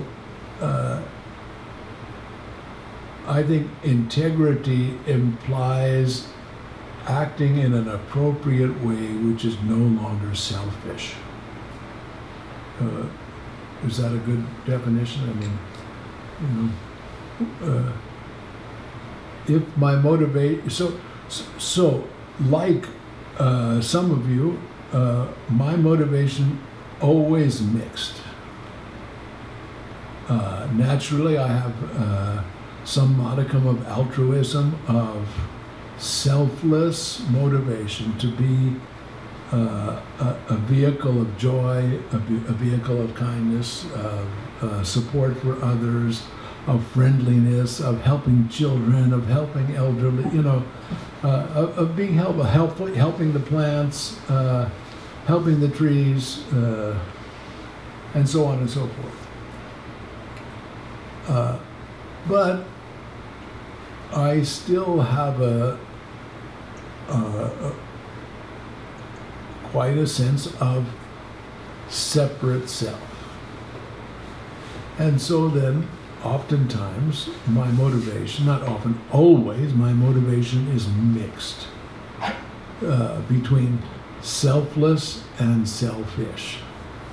So, if you wanted to say when does integrity start, probably at 67%, maybe 67.5. After that, there's more integrity. After the less integrity, but we have a sense that integrity, even though we have selfish motivation, we want to act in a way that isn't selfish, but is a universal or balanced. So, yeah. So, I like the meter principle. yeah. So, because we're so used to thinking in black and white. So, I want to constantly have more integrity. Okay, I've been concentrating on integrity. Okay, tomorrow I'd like to have more integrity. And then I want to, what's good about using these points is that I'll review what I've done and I say, did that have integrity? And what was it in my action that was to gain something for myself? Okay, I did something, it looked good, looked pretty good, but okay, I'm sure what was the selfish part of it? In the way I said it, in the way how many of us have a passive aggressive side, or yeah. Does it seem important to not judge other people's integrity? It does to me. I want to avoid that. I don't want to say, are they? Right. So I would try to make a distinction between the word judge and have discriminating wisdom. Mm-hmm. So to be able to see what's happening, we don't want to lose that. Forgiveness, or, you shouldn't, it doesn't mean forgetting. It means to move from pain and suffering to discriminating wisdom. So I don't want to say everything's okay, like the guys with the blue flags, or I'm afraid of. I don't want to condone everything. But Not at all, no. But I also don't want to make a practice of always judging. So, to speak a little about, it's such a big subject, but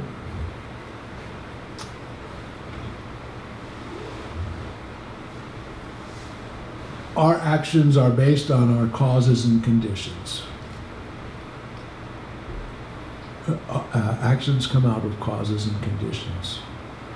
So, I've told this story before, if you've been with me, but it's very illustrative, so I'll try to tell it quickly, to see that we'll never know all the causes and conditions of someone's bad behavior, but if we knew the causes and conditions, even if their behavior was inexcusable in terms of what would be allowed in society, we could still manifest compassion because we would know the root. Okay, so I'm on a plane. I'm going to make it shorter than most of you heard it. How many of you have not heard this story? You've been on a lot of planes. So I imagine many of you have too. So I get on the plane. I'm in the most comfortable seat in economy. The woman, I'm in 8C. She's in 9D. The plane takes off and she starts yelling at me out of nowhere. Don't put your seat back, my husband's very tall. First thought is like, I feel slimed. but I just don't want it to, dominate my experience. So I kind of shake it off. I go back to my breath.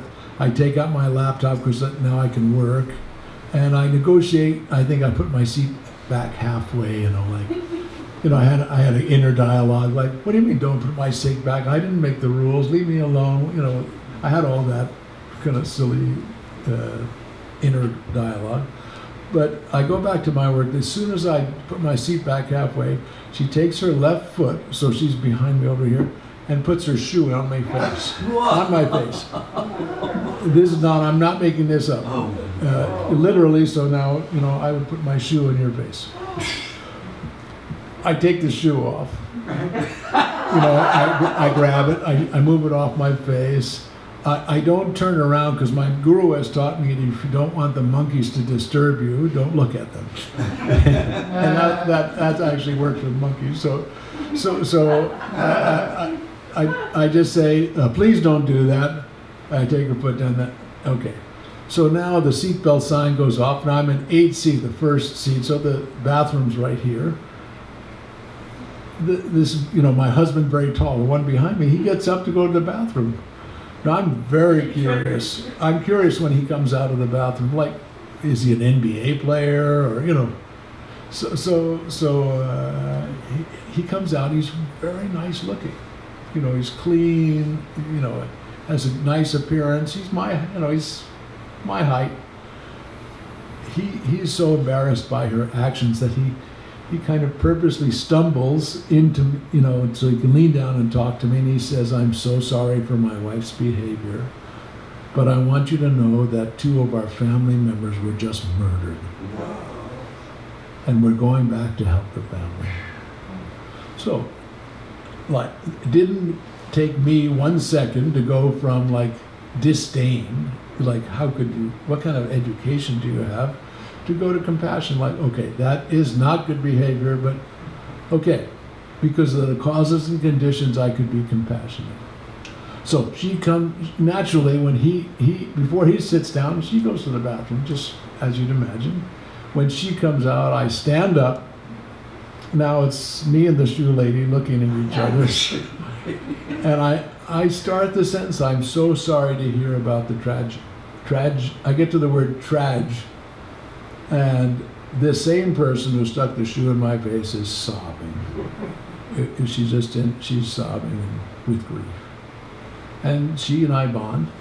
She sits down and I sit down, and that's the end of the story. But because I profoundly understood the causes and conditions of her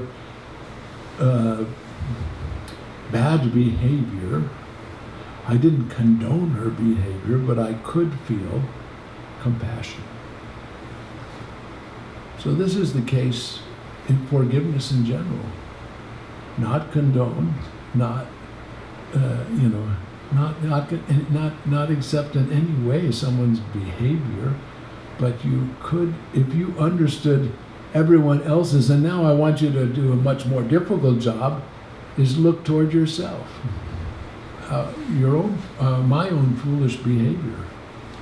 Okay, it comes out of causes and conditions, so it needs the warm embrace of the mother, so to say, and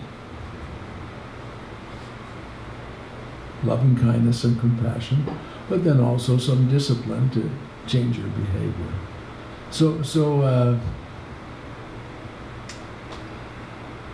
To embrace life as it is. This is how it is right now, which allows you to calm down. And with calm down, you have discriminating wisdom to really look and see, how can I be of service?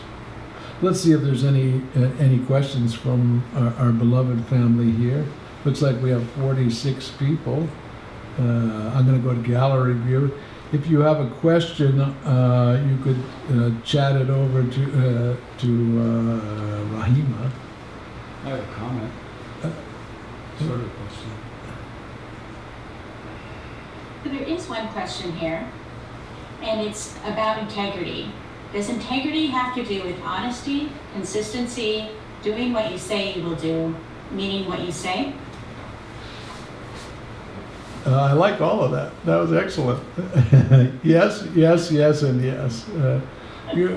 Word spoken, action done. And Anaya gives a very beautiful teaching about it in the Gathas. If you go through the Gathas, he says that the way you build strength is by accomplishing what you say you'll do.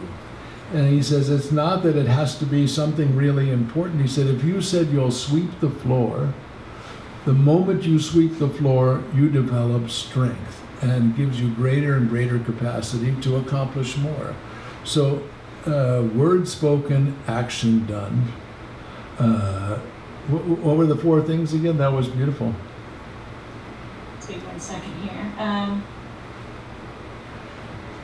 Honesty, consistency, doing what you say you will do, meaning what you say. I like it. Okay. Asked and answered. And then there's one more question. Yeah. Isn't it our goal to reach that place of compassionate forgiveness without needing explanations of behaviors? We don't need them, but the more we relax, they'll be revealed to us right away, because the more you understand somebody's suffering, the more sophisticated can be your compassion. It's,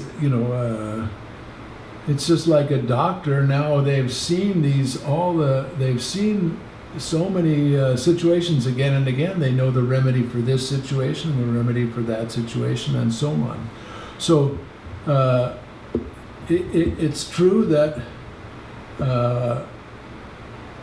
there's one hadith that says, say Allah and Allah thou shalt become. So that means there's one medicine for every illness, right? And then we're given the 99 beautiful medicines. So now you have different medicines for different situations. Or you could have one medicine for every situation, or something in between. So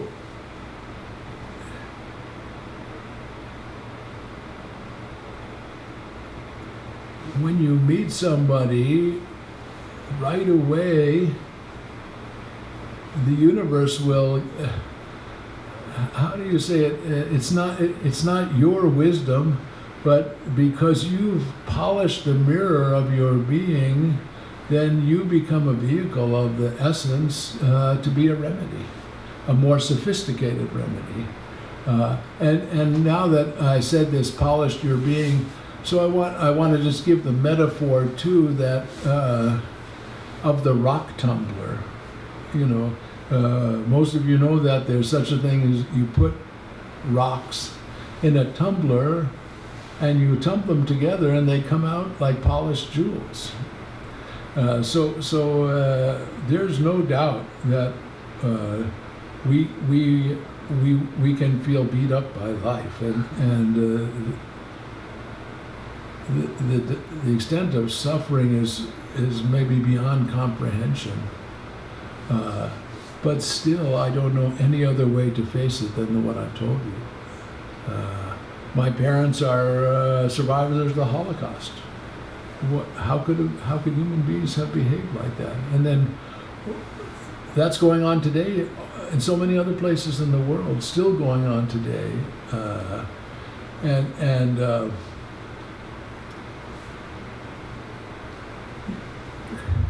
Each of us being unique, each of us has a particular skill of how we can serve, and so let's all do our best to serve in the way we can.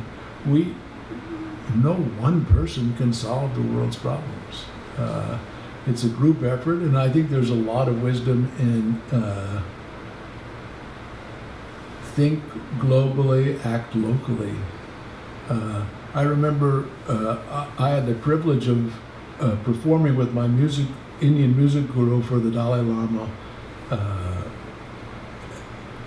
in New York City at St. John the Divine. We gave a raga concert, and then His Holiness gave a talk on universal responsibility. So what is our responsibility as human beings? And in the same way that the question was asked, and he said, the place we'll have the most leverage to change the world is with the people who are closest to us. And so the first thing he said, and I was so impressed by this because he's a monk, he said, I suggest that we all become more affectionate with our family. And at that time, my children were small, and I wouldn't let them walk by me without me touching them. You know, I mean, touching them in a loving way, to express my affection, to be affectionate. And it's true that maybe I've gone overboard and I've gotten in trouble for that, but I feel that's very powerful, to practice affection where you are. My wife knows that wherever I go, I talk to people. And the interesting thing is that wherever I go, they remember me. Oh yeah, I remember you. Yeah, you were in here. I remember you. You made an impression on me. You know. So I do that in the airport. You know, to the flight attendants. I've had flight attendants go, I remember you, and they give me a bottle of champagne. You know, I don't drink champagne, but you know, like just like that. So act locally. You know, that's where you can really act. That doesn't mean don't take care about the problems that are facing our global existence. Be a player in the way you can be a player. You know, I own my home. I put solar panels on it. I grow vegetables like most of you do. You know, and so forth and so on. I play music. I think that's all of us have a way to serve. You have any more questions, Rahima?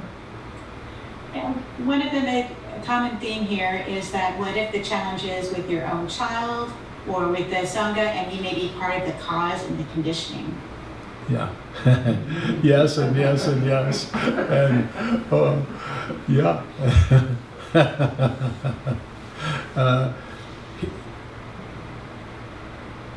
Here's one thing I know.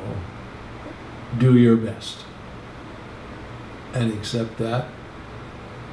Accept your mistakes and do your best. Accept your mistakes and do your best. Accept your mistakes and do your best. Your own child, I see such generosity from so many parents with so many difficult situations, and so many situations a parent has to deal with a child who brought that, if you want to call it that karma with them from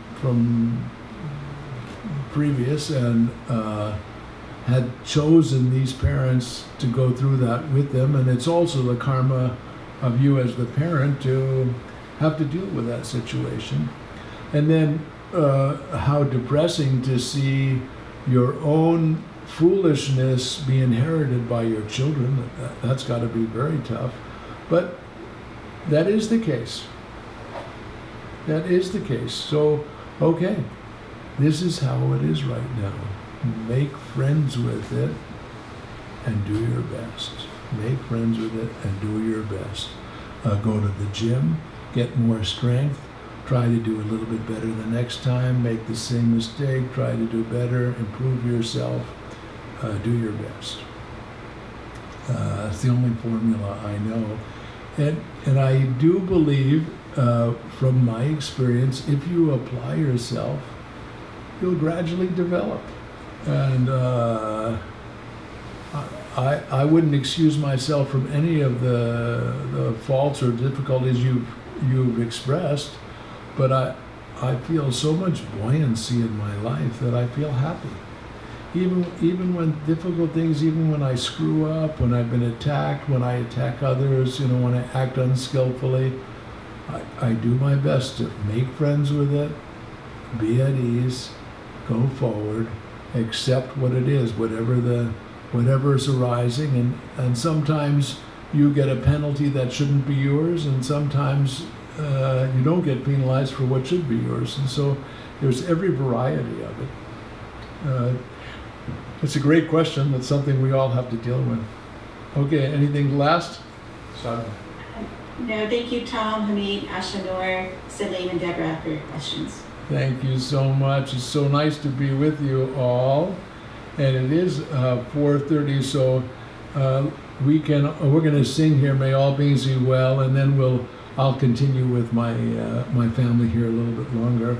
Or unless you want to stay a little longer, you're welcome to stay with us, but I know I said we go to 4:30. Yes, Sierra House. I was just thinking about Papa Ramdas and just going out in the world. Can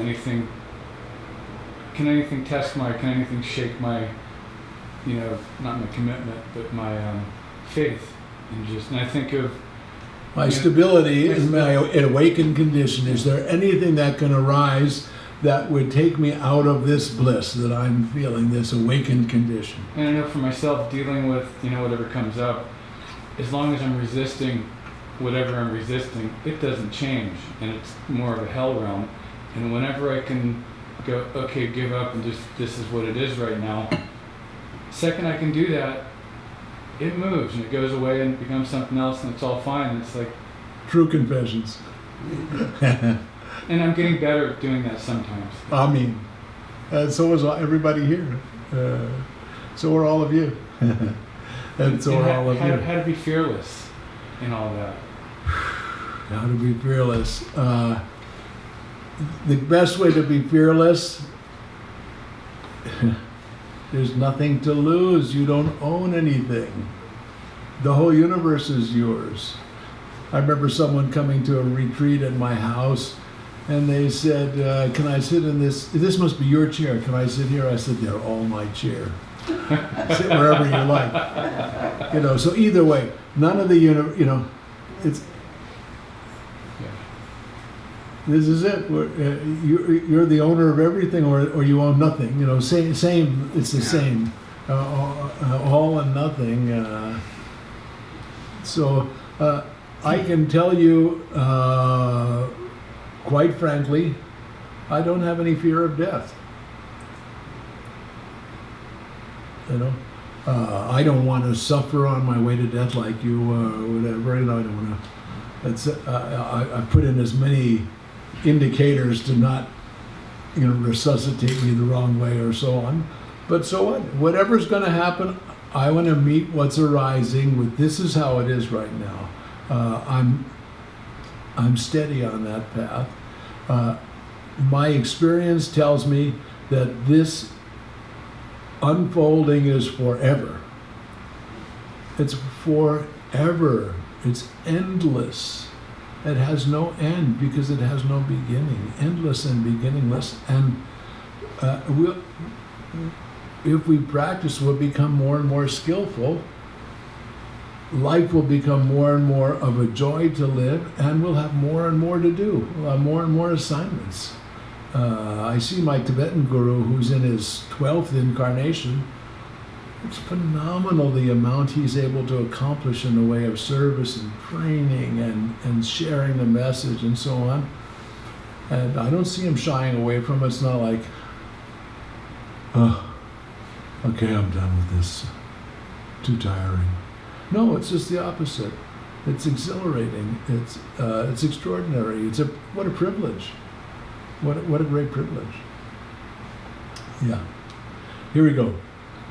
May all beings be well. May all beings be happy.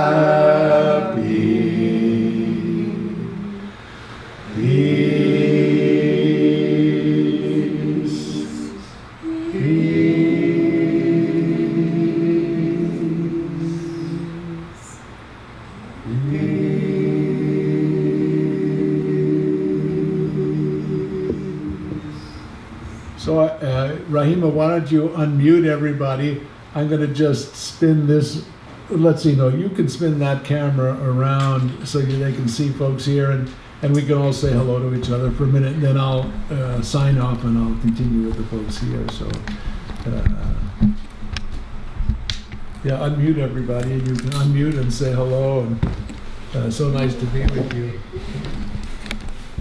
Good to see you, Huzur, Sumana. Hola, hola. Tom. Deborah Wells, I always enjoy seeing you on the screen. Nice to see you. Yes. Hola, hola. Oh, that sounds like Pablo.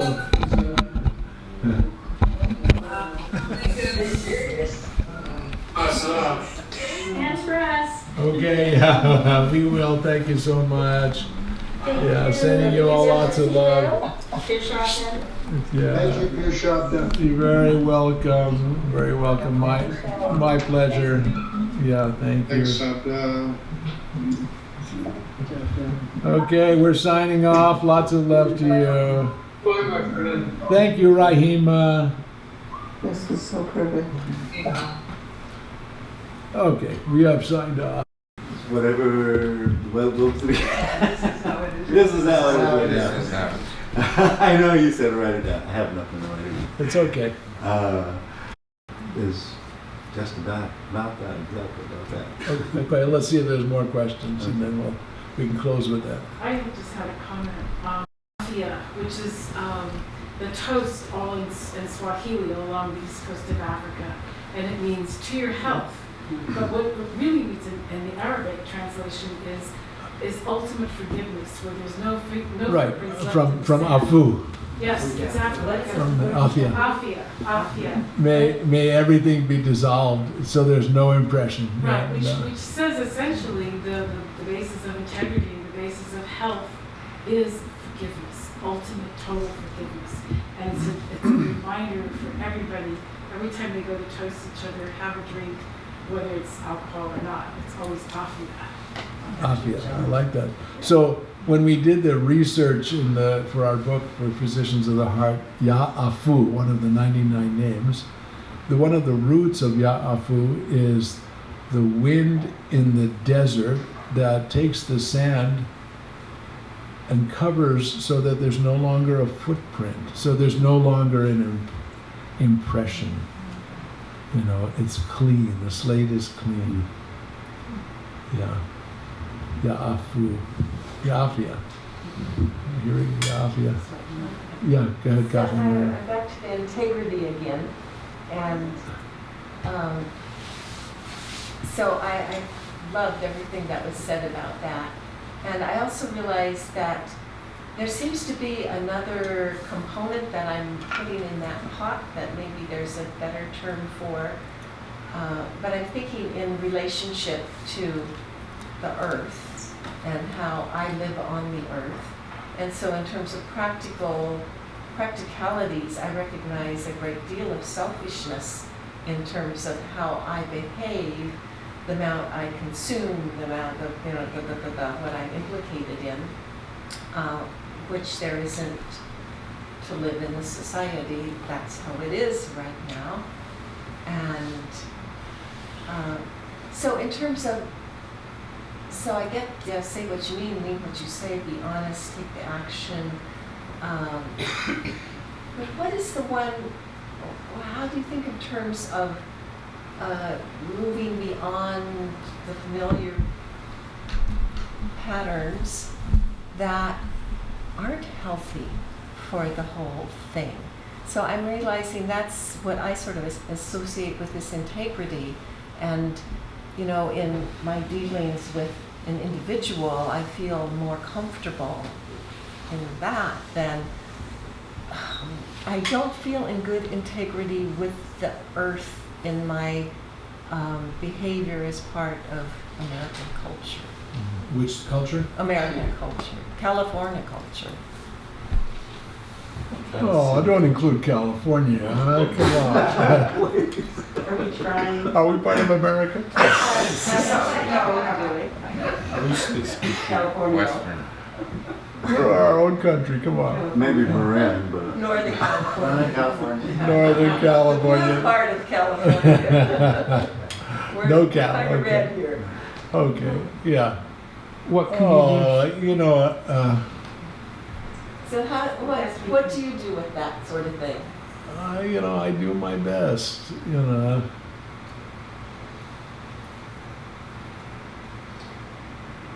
If you go to non-harming, every time you breathe, you're killing how many billions of beings. So So you just have to pick your level of non-harm and pick your level of love.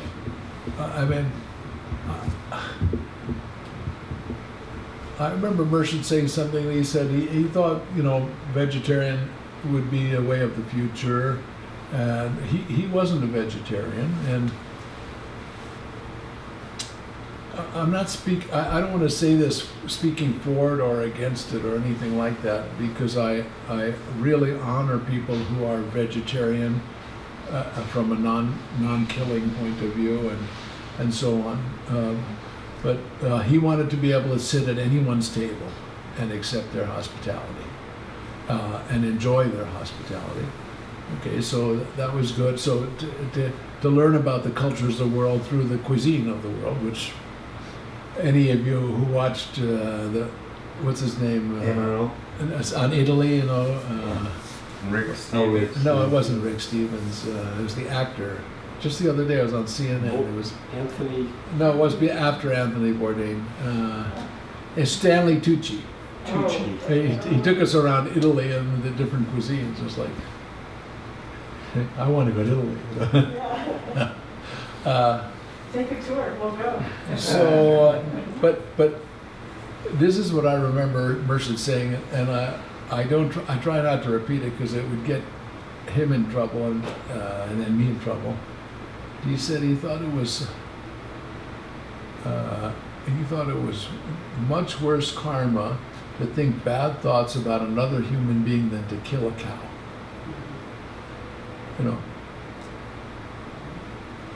He said that. Or no, I remember him saying that. Let's put it that way. And I don't know if he would say that today either. But certainly we want to take care of our kindness factor in our mind. So it's not just our outer behaviors. I mean, how many fascist vegetarians do we know? Yes. I know a bunch of them. Yeah. So, and again, hats off to them. So we want to create our own standard as best we can and try to live by it, and then keep improving and changing and how we treat. But we should put a lot of emphasis on how we treat others and start with the people closest to us. So that part's good, and then start with the land that's closest. How do we treat the land and how that's closest to us? How do we nurture it? How do we care for it? Without trying to, toot your horn, there's so many beautiful things you do. Can I say something, Shabda? I feel like we could do everything perfectly and be really green rather than just greeny green.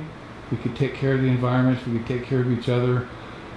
And this planet's still going to wear out. It's like stray comets or stray dinosaurs still hit things and change everything in an instant. All we can do is do our best. It's like we're not in control of this whole... And it may be that we change so much as human beings that we don't need the Earth to be as it is right now. Our evolving is happening as the Earth is evolving. We may be saying goodbye to certain things and being in a dimension that is different than this. We don't know. We don't have to, in fact, we don't even need to calculate it too much. We just do our best. Yeah. We'll just do our best right now. And okay, maybe it is true that we will incarnate again as human beings on this planet. That may be the case, and maybe the planet, I'm sure that's been the case for many people. We may be different. Yeah, I mean, if you can't go to Chernobyl anymore, then you can't, because you can't live in Chernobyl. So if the Earth becomes uninhabitable, then being is still going to be arising. But we don't. We don't need to think. We don't need to be cosmologists too much. Let's deal with the breath right here and now, how we treat each other, how we start at home, start how we can support each other. So I'm not I'm not sure what it is you were looking for, because I know that you have a very high standard of integrity and care, and you help start the place where you live, co-housing as an experiment to see how people can live together, support each other, share resources. That's all a very high standard. That might be a way for the future. So I know that that's all part of your, you're a great being. So. Yeah. Well, I appreciate again about just being aware of the level of harm and the loving behavior being the crucial thing. So, like I was showing Sumana, I've become an avid bird photographer. So because I'm a bird photographer, so now I see birds wherever I go. I mean, I see them when you wouldn't see them, and they see me because they know, oh, here's someone I can talk to. Oh, hey, let me pose for you, or. That's really crucial, Shabda, because for me, as a child growing up, talking to animals, listening to the plants, things like that, and people would say, oh, that's nonsense, that's your imagination. And at least for my grandchildren, I can teach them that it's not their imagination, that birds are people too, and that trees are people, and rivers are people, and winds are people, and that everything has a living quality to it, including the rock people. The frog people, and we can go on and on. And so you're saying that exactly. And I think one of Zia's nature talks was about this a couple months ago, about the animist view of understanding that we're not really separate, that other beings exist, whether it's on the microscopic level, the larger level, the whales. It's all there, and it's just for us to understand that we're really not alone at all, and to respect the life that's around us. Right, and that's just the life we can see. Anaya wrote, when he wrote to Rabia, I think most of you have those documents, those letters. He wrote, please know all your advancement in this line is due to the masters in the chain. So I accept that wholeheartedly, but I don't think I could say that to you directly from my experience in the way that he could. It's still not in my, profound experience. And I was going to, this wasn't much time today, but I was going to read you some of the letters that Merchant Sam wrote to his goddaughter Sadia Kaur Khan.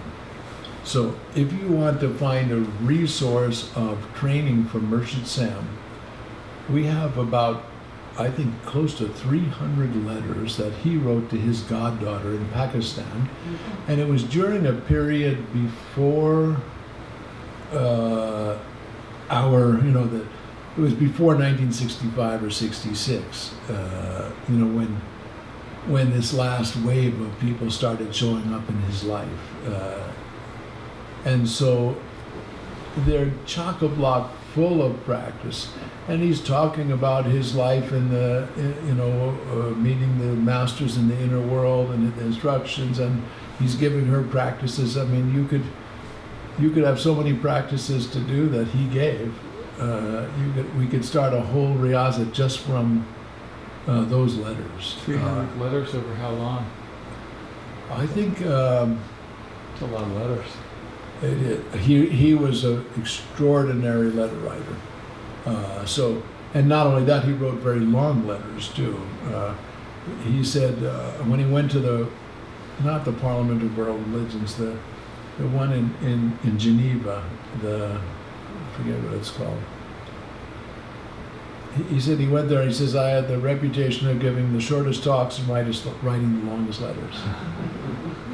Though he was an excellent speaker. And you could find those online? So, they are online. Okay, so I'm going to show you how to get to an unbelievable resource. Mm-hmm. So, so you open up your browser.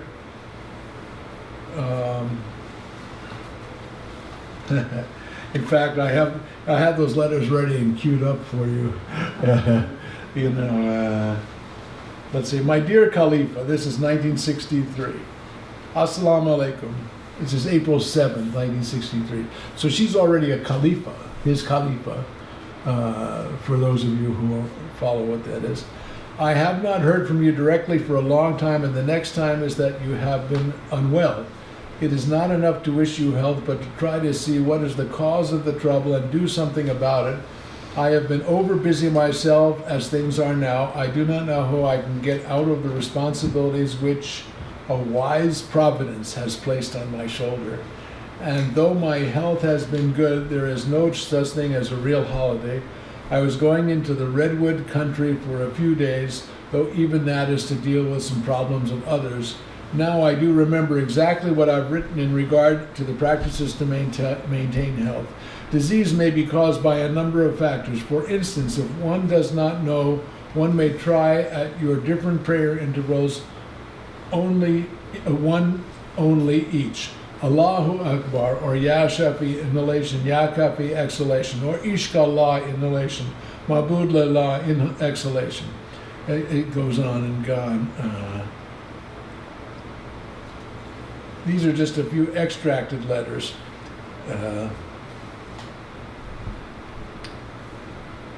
The Hanafi Sheikh today is it's too much to explain, but to be able to empty yourself into the being of the great wisdom beings that came before is Sufi Barkat Ali and Pir Dewal Sharif, who are on earth. It is not that there is more love between your Murshid and these than other spiritual